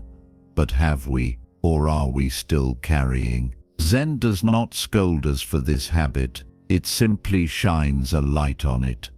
It says, "Look, you've walked miles with this burden, but do you remember where you picked it up, and do you really need it still?" The younger monk believed he was protecting the Dharma, upholding tradition, preserving something sacred, but in truth, he was clinging, not to the woman, but to the idea of rightness, and in clinging, he missed the very spirit of the path he sought to defend. The older monk, meanwhile, did not debate doctrine. He responded to suffering. He saw a woman stranded, and he helped. Then, with the act complete, he let it go. That is the practice, not just of compassion, but of release. In our lives, we often confuse holding with caring. We believe that to care deeply is to remember every pain, to revisit every wound. We think that holding on proves that we are thoughtful, loyal, responsible, but holding on is not always wise. Sometimes it is just heavy. There is a form of love that knows when to let go, a form of responsibility that includes self-forgiveness, a form of discipline that knows when compassion must be the higher law. And so tonight, as you prepare to rest, ask gently, what am I still carrying? What moment, what person, what memory have I continued to lift long after its purpose has passed? You may find that you're carrying not only your own weight, but that of others, their judgments, their expectations, their pain. Perhaps you've carried it so long, you forgot it was never yours to bear. Let this night be a place to set it down. You need not forget. You need not justify. You only need to release. Imagine the act as the older monk did. Gentle, brief, compassionate, and complete. No guilt, no debate, no regret. Just the clear knowing that the moment is finished and the path still lies ahead. The rain will return, the road will twist, the puddles will reappear, but you do not need to walk them while carrying what is no longer real. Leave it behind and step forward, lighter. The woman was left by the puddle. Let your thoughts return to the road. Let your mind return to the breath. Let yourself return to peace. After learning to let go of inner judgment, we now arrive at a different kind of letting go, one that asks us to empty not our hands, but our minds. In our next story, a Zen master uses a simple act of pouring tea to show that true understanding can only enter when we make space for it. This is the teaching of the empty cup. He came not with an empty mind, but with a full one, brimming with years of study, layered with academic titles, thick with the polish of long accumulated certainty. A professor of considerable reputation, he had devoted his life to the exploration of religious thought, comparative philosophy, and the mechanics of spiritual doctrine. He had written papers that dissected texts revered for centuries and delivered lectures that held rooms in intellectual stillness. And yet, beneath the weight of all his learning, something still itched, a quiet hunger that would not be silenced by theories or frameworks. It was that hunger, not pride, that led him to the door of the Zen master. The master, by contrast, lived in simplicity, his room unadorned save for a small mat, a weathered teapot, and a window that looked out upon nothing in particular. There were no scrolls here, no manuscripts lining the walls, no signs of scholarly achievement, only stillness. And when the professor bowed politely and sat across from the master, announcing that he had come to understand Zen, the old man responded not with a lecture, but with a gesture. "Let us have tea first," he said. And so they did. With slow, deliberate movements, the master poured the tea, his focus entirely upon the gentle arc of the stream as it fell from the spout into the professor's cup. He poured without haste, the liquid rising steadily toward the rim. But even as the cup filled, the master did not stop. The tea crept past the edge, trickled onto the saucer, then over the edge of the table, puddling on the mat below. The professor, alarmed by this apparent carelessness, exclaimed, "Master, the cup is full. No more will go in." The master paused, his expression unchanged, and quietly spoke the words that would remain with the professor far longer than any doctrinal principle or theoretical analysis. "Like this cup, you are full of your own opinions and conclusions. How can I show you Zen unless you first empty your cup?" It is a story told often, yet each telling brings a fresh opening, because we are all the professor in our own way, steeped in certainty, layered with memory, clinging to frameworks that once served us but now obscure what is immediate and alive. The parable does not ridicule learning, nor does it celebrate ignorance. Rather, it points gently but firmly to the distinction between knowing and understanding, between collecting information and being transformed by direct experience. Zen does not require that we abandon our intelligence, but it asks that we hold it lightly.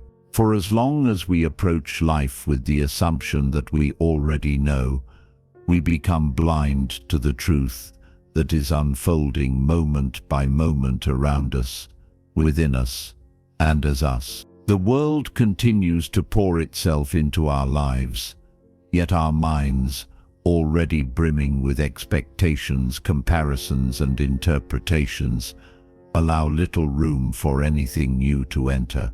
To empty the cup is not to become blank, but to become receptive, to relinquish, even momentarily, the habitual lenses through which we view reality, and in doing so, allow the freshness of the present to emerge unfiltered. It is a practice of humility, not humiliation, of openness, not surrender. And it is not always comfortable, because the mind built on structure seeks to protect itself through control. In truth, we fear the empty cup. We fear the stillness it brings, the silence of not knowing, the soft vulnerability of sitting in presence without agenda. But within that vulnerability lies clarity. Within the absence of noise, wisdom begins to speak, not with argument, not with assertion, but with the quiet rhythm of direct knowing. Tonight, consider your own cup. What fills it?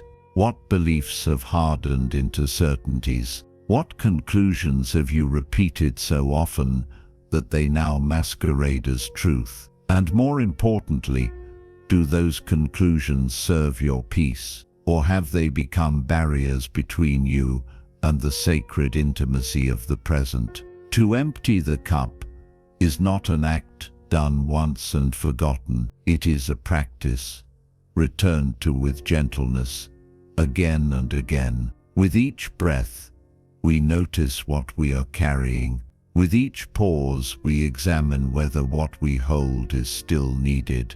And with each moment of willingness, we place something down, not out of force, but out of a quiet, blossoming trust that the empty space we create will be filled, not with more thoughts, but with presence itself. As the professor sat, stunned into stillness by the master's words, something in him cracked open, not in humiliation, but in relief. In that moment, he was no longer the teacher, he was the student again, not of theory, but of being. And in that space, finally Zen could pour in, not as knowledge, but as life. So let tonight be your tea ceremony. As you prepare to rest, allow the warmth of the breath to soften your mind. Notice where it is full. Perhaps it is brimming with unfinished to-do lists,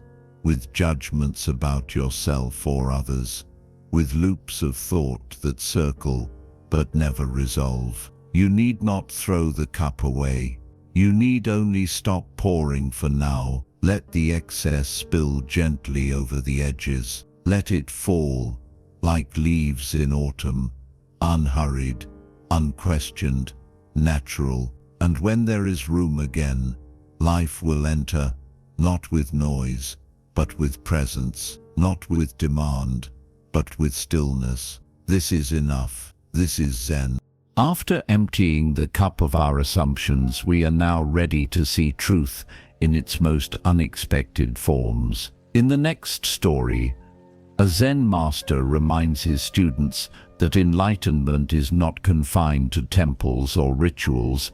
It can be found even in the mud beneath our feet. This is the lesson of the Zen master and the dirty road. It had rained the night before, the kind of soft, steady rain that cleanses the air and seeps into the earth with quiet insistence. By morning, the road had become a series of puddles and rivulets, the mud thick beneath every footstep. The group of disciples moved slowly, robes damp at the hem, walking with mindfulness as they had been taught, eyes cast downward, steps deliberate, silence their shared companion. As they crested a small rise, the temple came into view. It stood proudly on a nearby hill, its golden spire catching the morning light. The walls were polished, the gates intricately carved, the path leading up to it lined with carefully raked stones. There was beauty there, undeniable and intentional. The disciples' faces lit with admiration, their pace quickening as they made their way to its doors. Inside, the air was thick with incense. Monks in clean robes chanted in synchrony, their voices echoing gently through the halls. Altars were adorned with fresh flowers, lanterns glowed softly, and the scent of sandalwood hung in the air like memory. The disciples, awed by the perfection of the rituals, the architecture, the aesthetic serenity, turned to their master and asked the question that had begun to bloom in their hearts. Is this what enlightenment looks like? The master did not answer. Instead, he led them back down the hill, through the mud, until they reached the place where the road had washed out into a mire of thick brown earth. There, without a word, he knelt in the mud, pressed his fingers into the ground, and drew a single circle. The disciples stood in confusion, waiting for an explanation. The master looked at them, then at the circle, and finally spoke. The truth is here as well.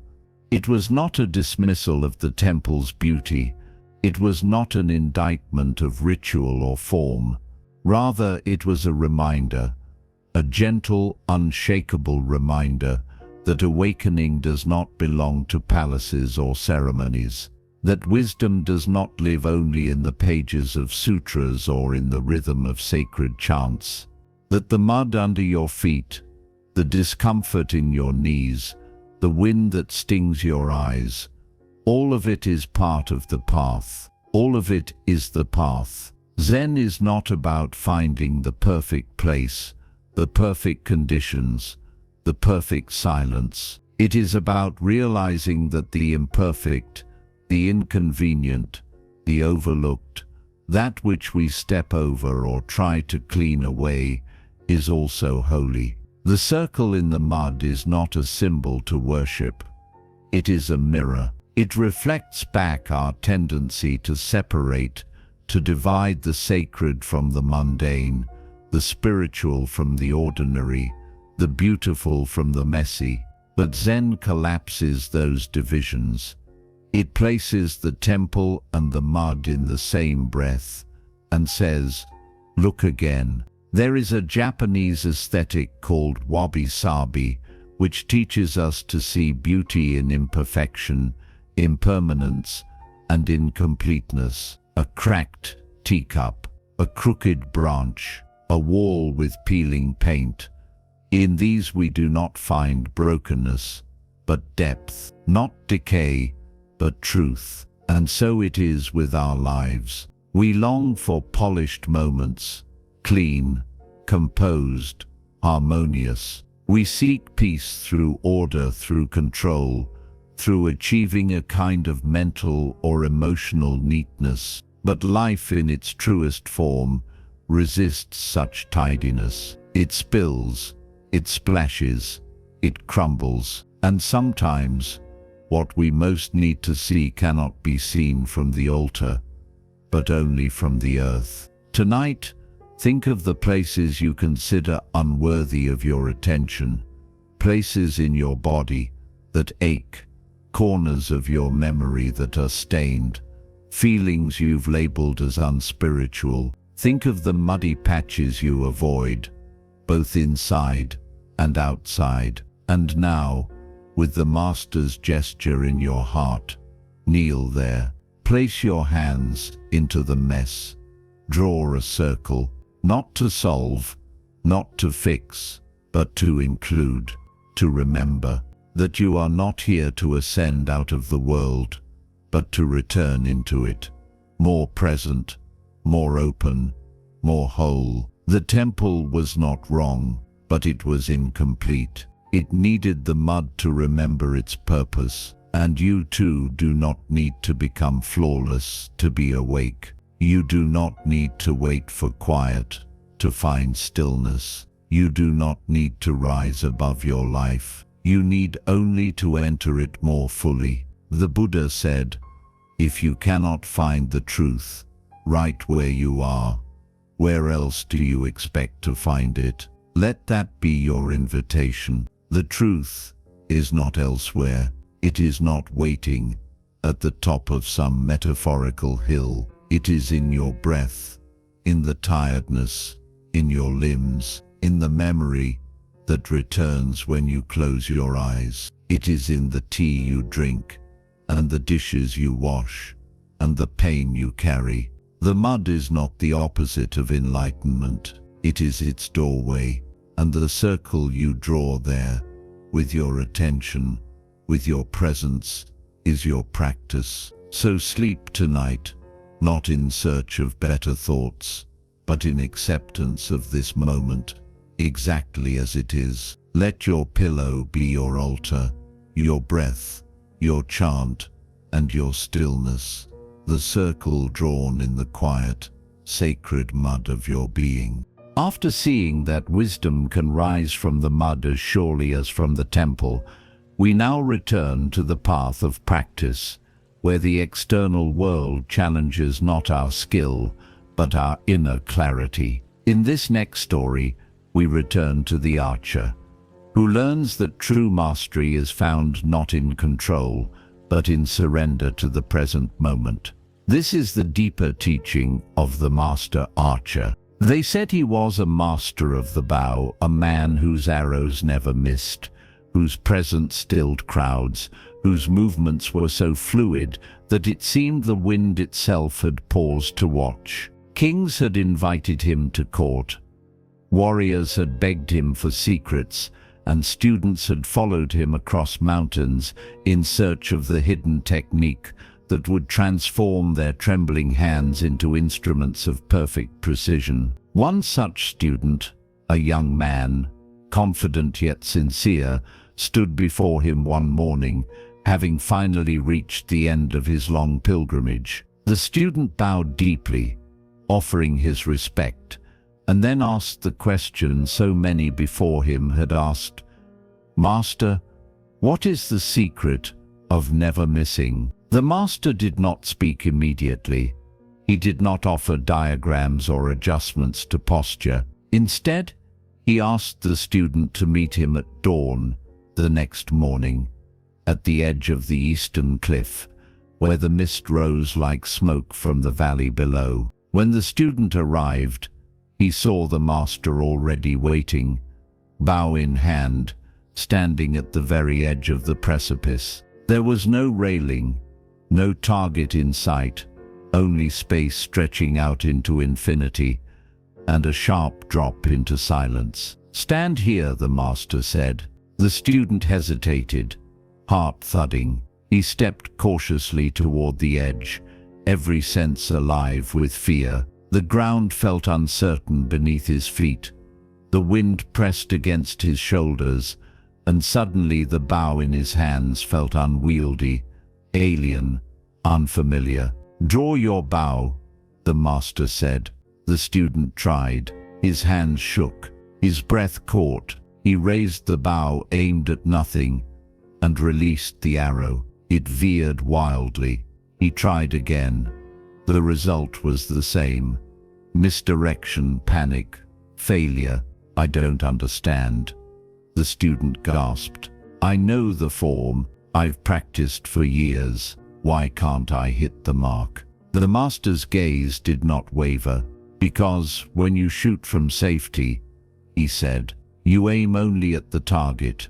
But when you stand at the edge, with the possibility of falling, you aim at your fear. In that moment, something shifted. Not in the master, but in the student. He saw that the true struggle was not in the bow or the technique, but in the mind that clung to control, to outcome, to the illusion that mastery was about precision rather than presence. Zen archery is not a skill of the hand. It is a condition of the soul. To release the arrow truly, one must first release the self. To dissolve the fear of failure, one must cease dividing the act into success or defeat. When the archer, the arrow, and the breath are no longer separate, then and only then does the arrow fly, truly, not because it is aimed, but because there is no longer anyone aiming. This is mushin, the state of no mind. It is not emptiness in the sense of lack, but in the sense of unity.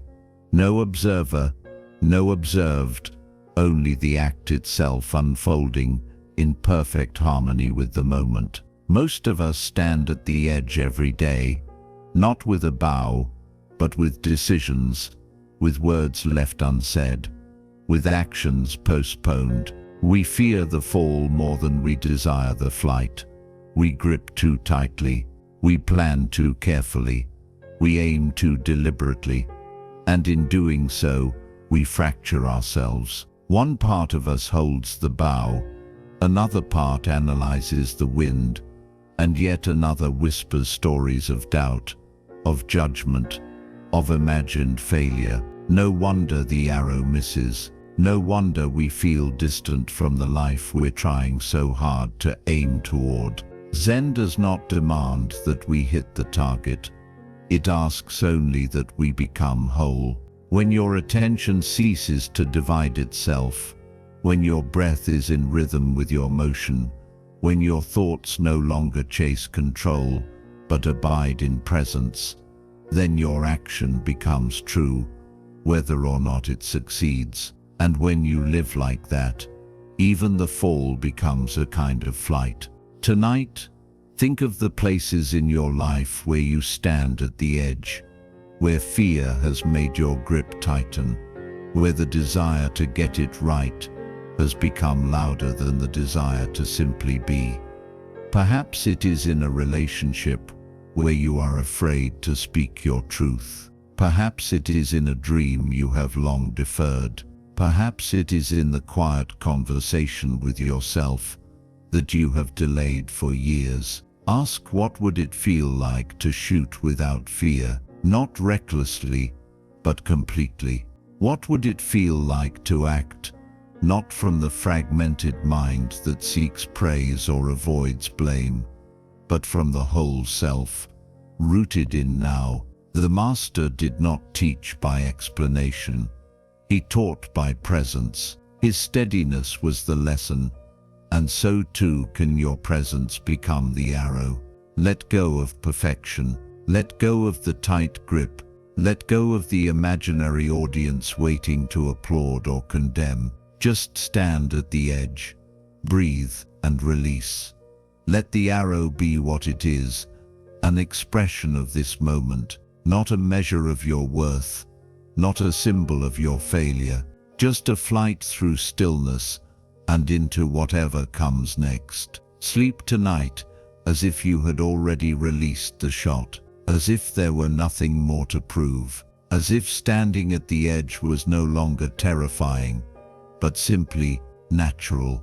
Because life is not asking you to always hit the mark. It is only asking you to be fully present when you draw the bow. Having witnessed how letting go of the self leads to effortless precision, we now return to the quiet strength of adaptability. In our next story, a village confronts an immovable obstacle, only to discover that the real path forward may not lie through force, but through perspective. This is the teaching of the Zen master and the heavy stone. In the early hours of the morning, the mist still hung low across the valley floor, brushing the roots of the mountains like a silken veil. The path that wound through the trees was slick with dew, and along it walked a group of villagers, tired, frustrated, and stained with dirt. They had gathered with tools in hand, determined to overcome the great stone that had fallen into the center of their road. A stone so massive and deeply embedded that no single man could move it, no tool could fracture it, and no effort thus far had dislodged it even slightly from its place. They had tried everything.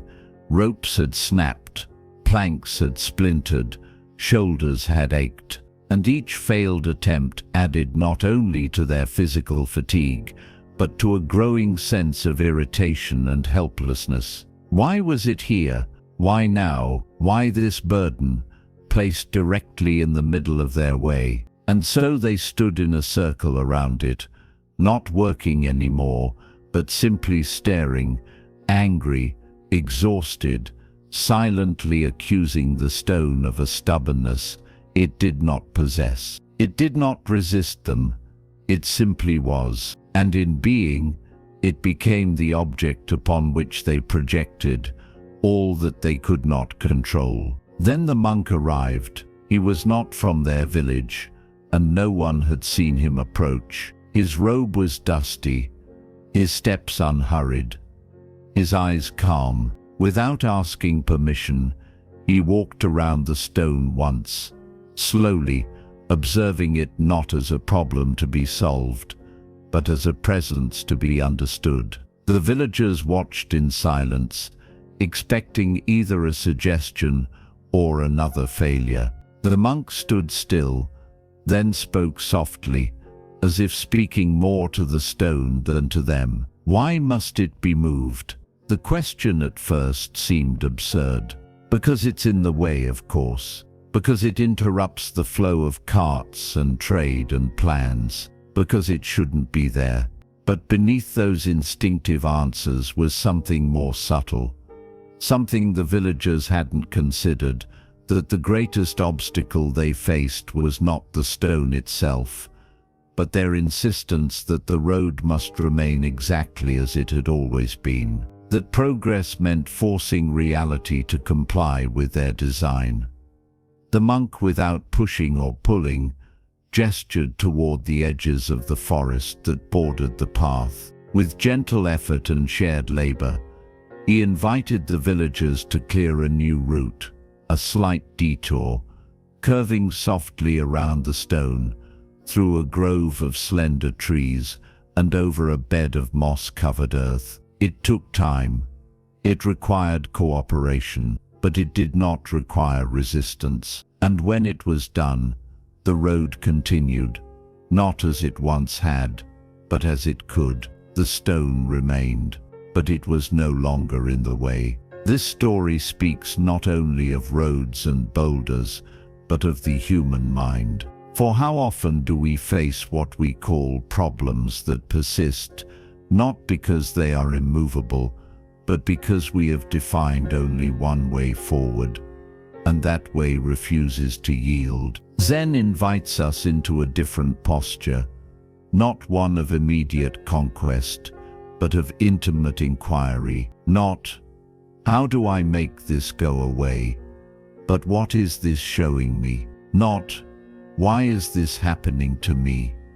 But what path might now be revealed if I stop insisting on the old one? Obstacles, seen through this lens, are not the end of the road. They are invitations to reimagine the road entirely. Sometimes, the career does not unfold as planned. Sometimes, the body does not obey your will. Sometimes, the relationship you poured yourself into cracks and falls away. And in those moments, when the stone sits immovably before you, your suffering deepens to the degree that you refuse to let go of how you thought it should be. But the monk's question echoes still. Must it be moved? Could it perhaps remain where it is, solid, unmoved, and yet no longer obstructive. Could your life continue, not despite the stone, but around it, with it, even because of it? The villagers learned that day what we all must learn again and again, that flexibility is not weakness, that adaptation is not surrender, that to change the course of your life in response to difficulty is not to be defeated, it is to be wise. There is a Japanese term, ma, which refers to the space between things, the pause, the silence, the opening. In the presence of an obstacle, ma arises, the possibility of a new rhythm, a different cadence, a previously unseen path. Tonight, consider the stone in your own life. It may be something large and unmistakable, grief, illness, failure. It may be something subtle but persistent, a habit, a resistance, an inner block you do not fully understand. Instead of trying once more to push it out of the way, ask yourself, what if I were to walk a path I have not yet imagined? What if the presence of this obstacle is not a punishment, but a pivot? What might be possible now that was not possible before? Let sleep tonight be the clearing of your own forest path. Let the breath you take be not a pushing forward, but a soft arc around what once stopped you.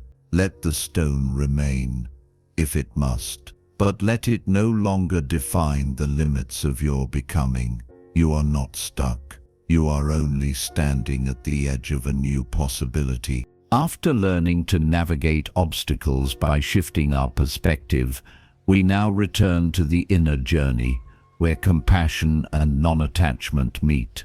In our next story, two monks encounter a woman in need, but only one of them truly understands how to act, and then let go. This is the lesson of the two traveling monks. They walked the road together, two monks, side by side, robes wet with morning dew, their sandals heavy with mud from the storm that had passed the night before.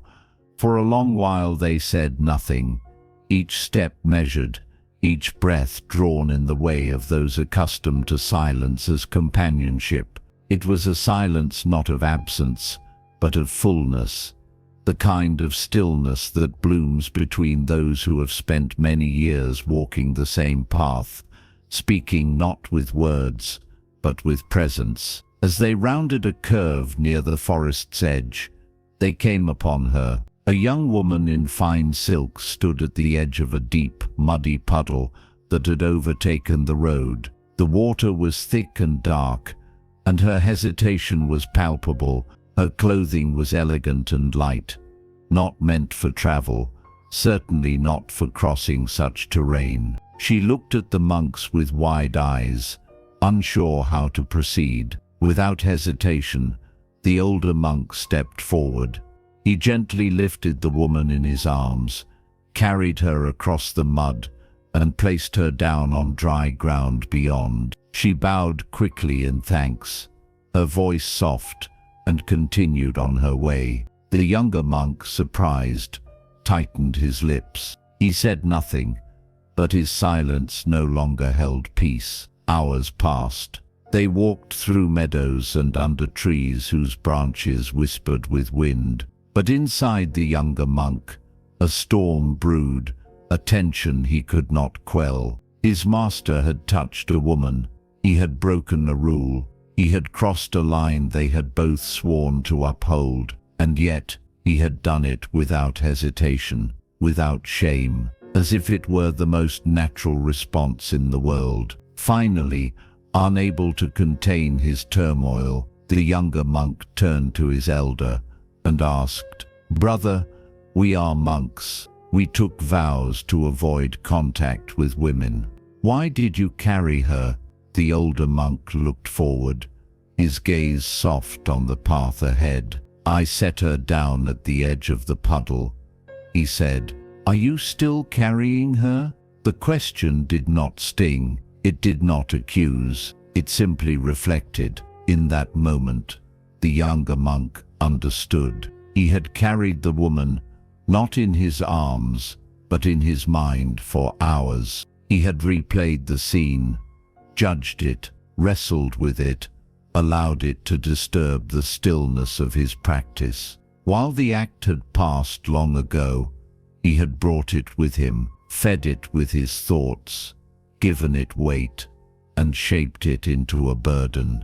This is how the mind works. It seizes upon a moment, real or imagined, and begins weaving a narrative. A single act becomes a story becomes a belief, and before long, the weight of what has passed becomes heavier than the moment itself. The mud is no longer on the road, it is in us. Zen does not deny the presence of thoughts. It simply refuses to be held hostage by them. The older monk's action was not rebellion, it was responsiveness. He saw someone in need, and he responded, not as a monk defined by rules, but as a human being, shaped by compassion. And when the need passed, he let it go. He returned to the road with empty hands and an unburdened heart. The younger monk, in clinging to the form of the precepts without embodying their spirit,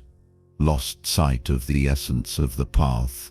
Liberation from desire, yes, but also from judgment, from righteousness, from the endless rehashing of events that no longer exist except in the mind. We all carry people long after we've parted ways. We carry their words, their mistakes, their silence. We carry versions of them that no longer exist, and in doing so, we carry weight that was never meant to stay with us. Zen asks us, can you let go?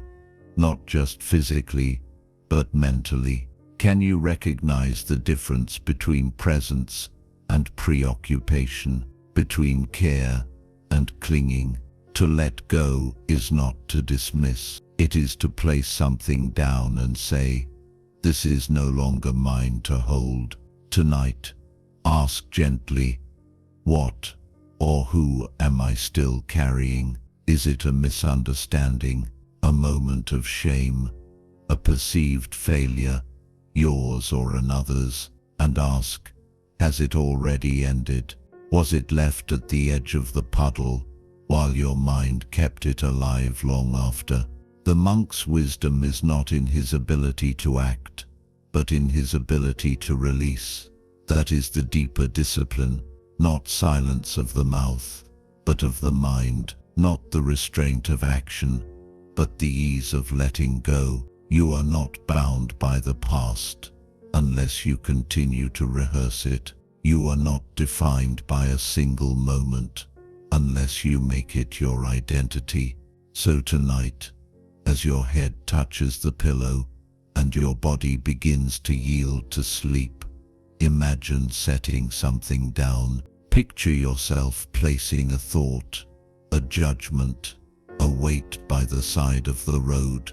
You can always pick it up again tomorrow, if you wish, but for now, let your path be lighter, let your heart be clear, let the silence return. You have walked far enough carrying what was never yours to keep. Let go, walk on, but sleep in peace.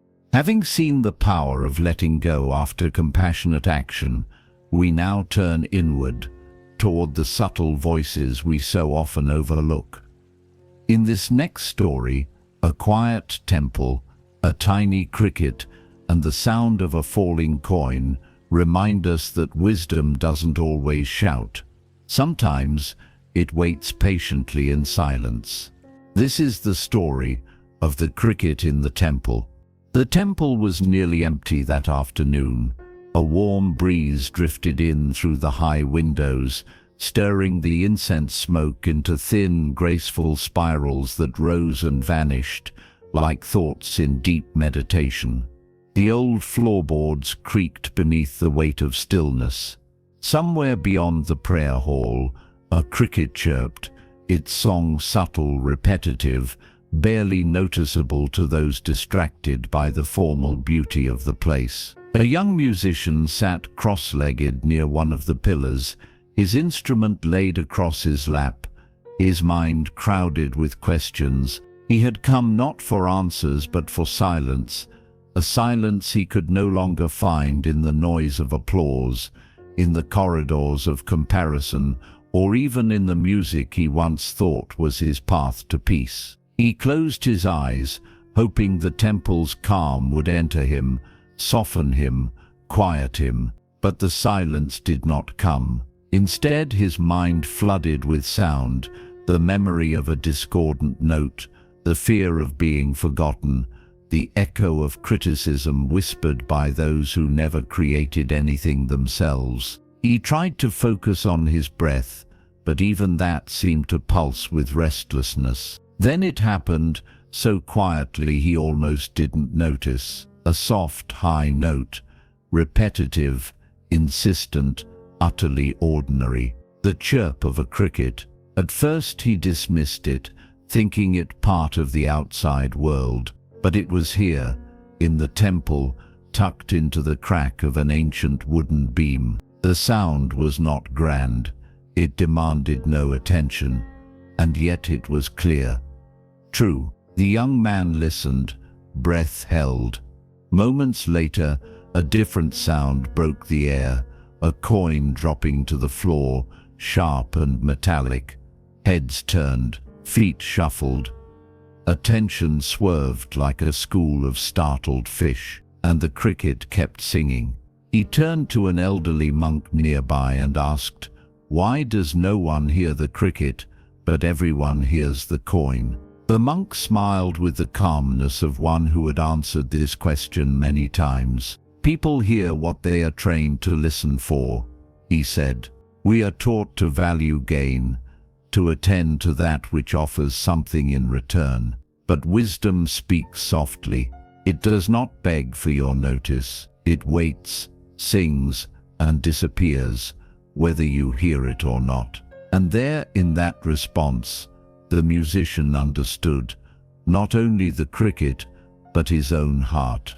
We are creatures of conditioning. Our attention is pulled by urgency, reward, alarm. The sudden drop of the coin captures us because it is unfamiliar, because it might lead to something, money, warning, change. But the cricket, always there, becomes background noise, just as the breath becomes background, just as our own stillness goes unnoticed amid the din of daily striving. Zen invites us to retrain the ear, not the outer one, but the inner.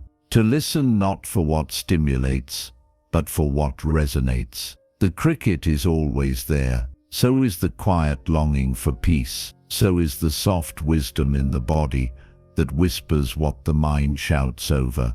We miss so much, not because it is absent, but because our perception has been narrowed by what we expect to matter.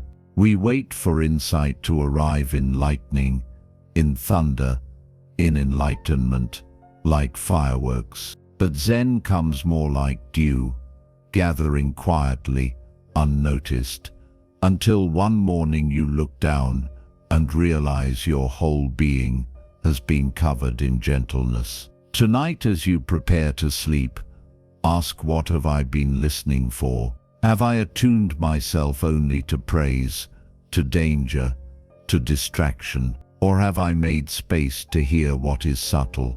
The sigh of the wind across the window frame, the gentle settling of your bones into the bed, the murmur of your breath, rising and falling, like a tide older than your name. Let go of the coin, not because it is bad, but because it is loud, because it pulls you away from the deeper music. Zen does not silence the world.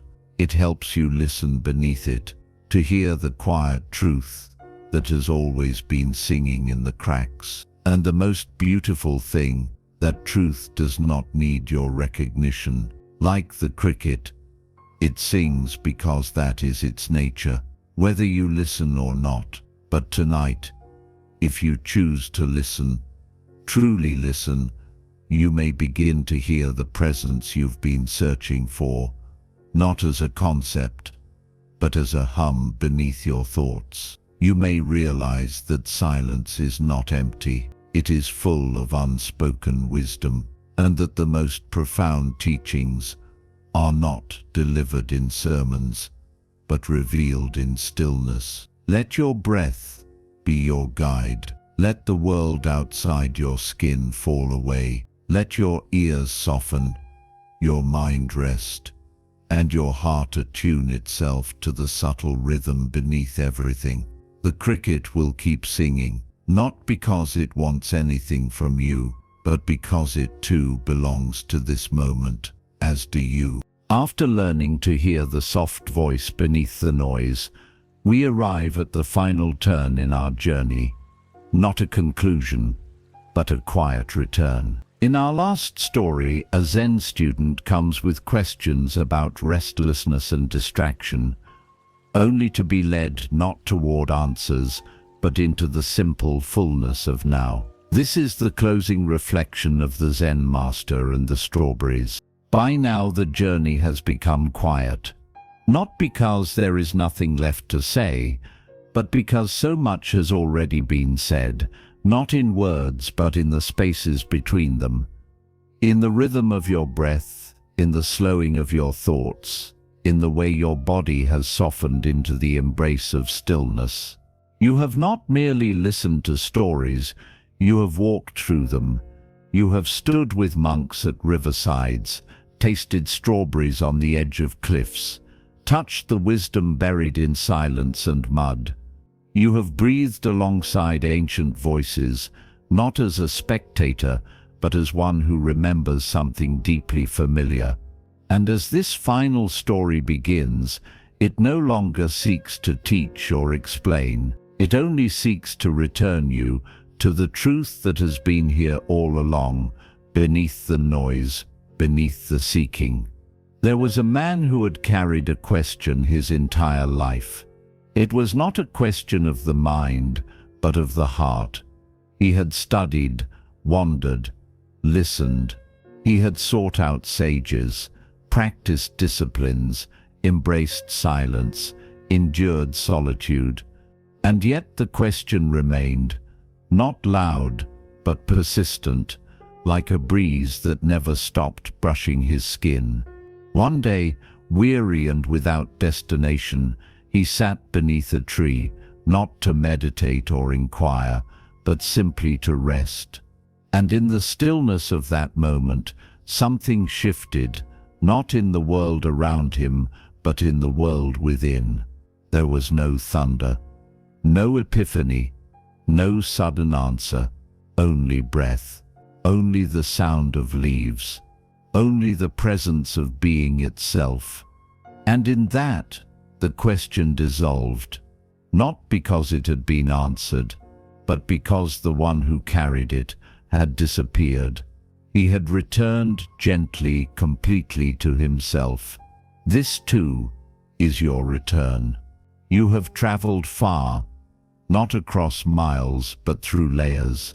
You have walked through grief and letting go, through fear and gentleness, through anger, through acceptance, through beauty and impermanence.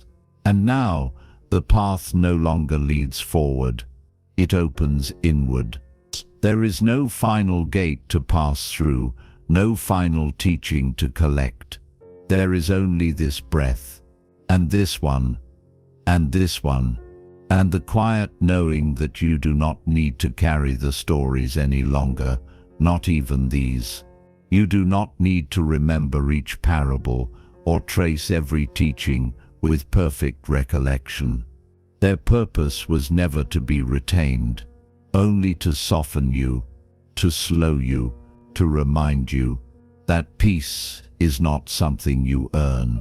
It is something you return to when everything else falls away. Tonight, Let everything fall away. Let the day fall away.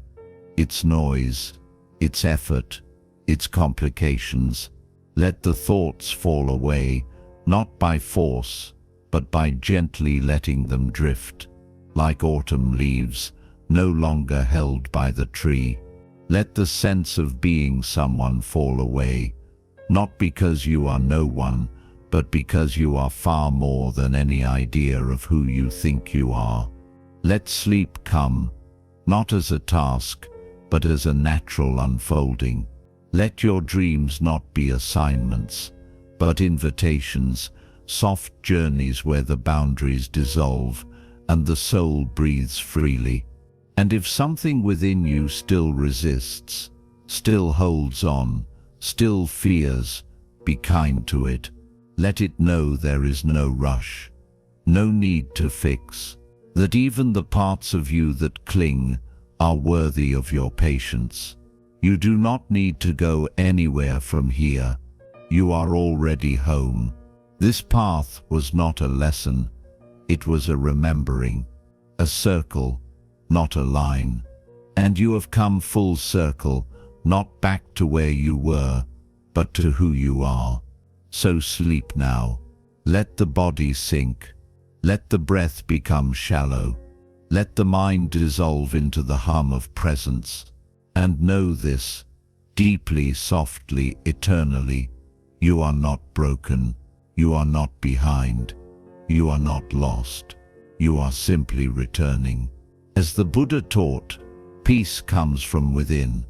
Do not seek it without. And now, with that truth settled in your bones, let sleep take you.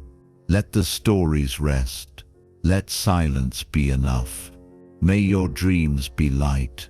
May your rest be deep. May your heart tonight feel what it's always known, that even in the dark, you are held, you are whole, you are home.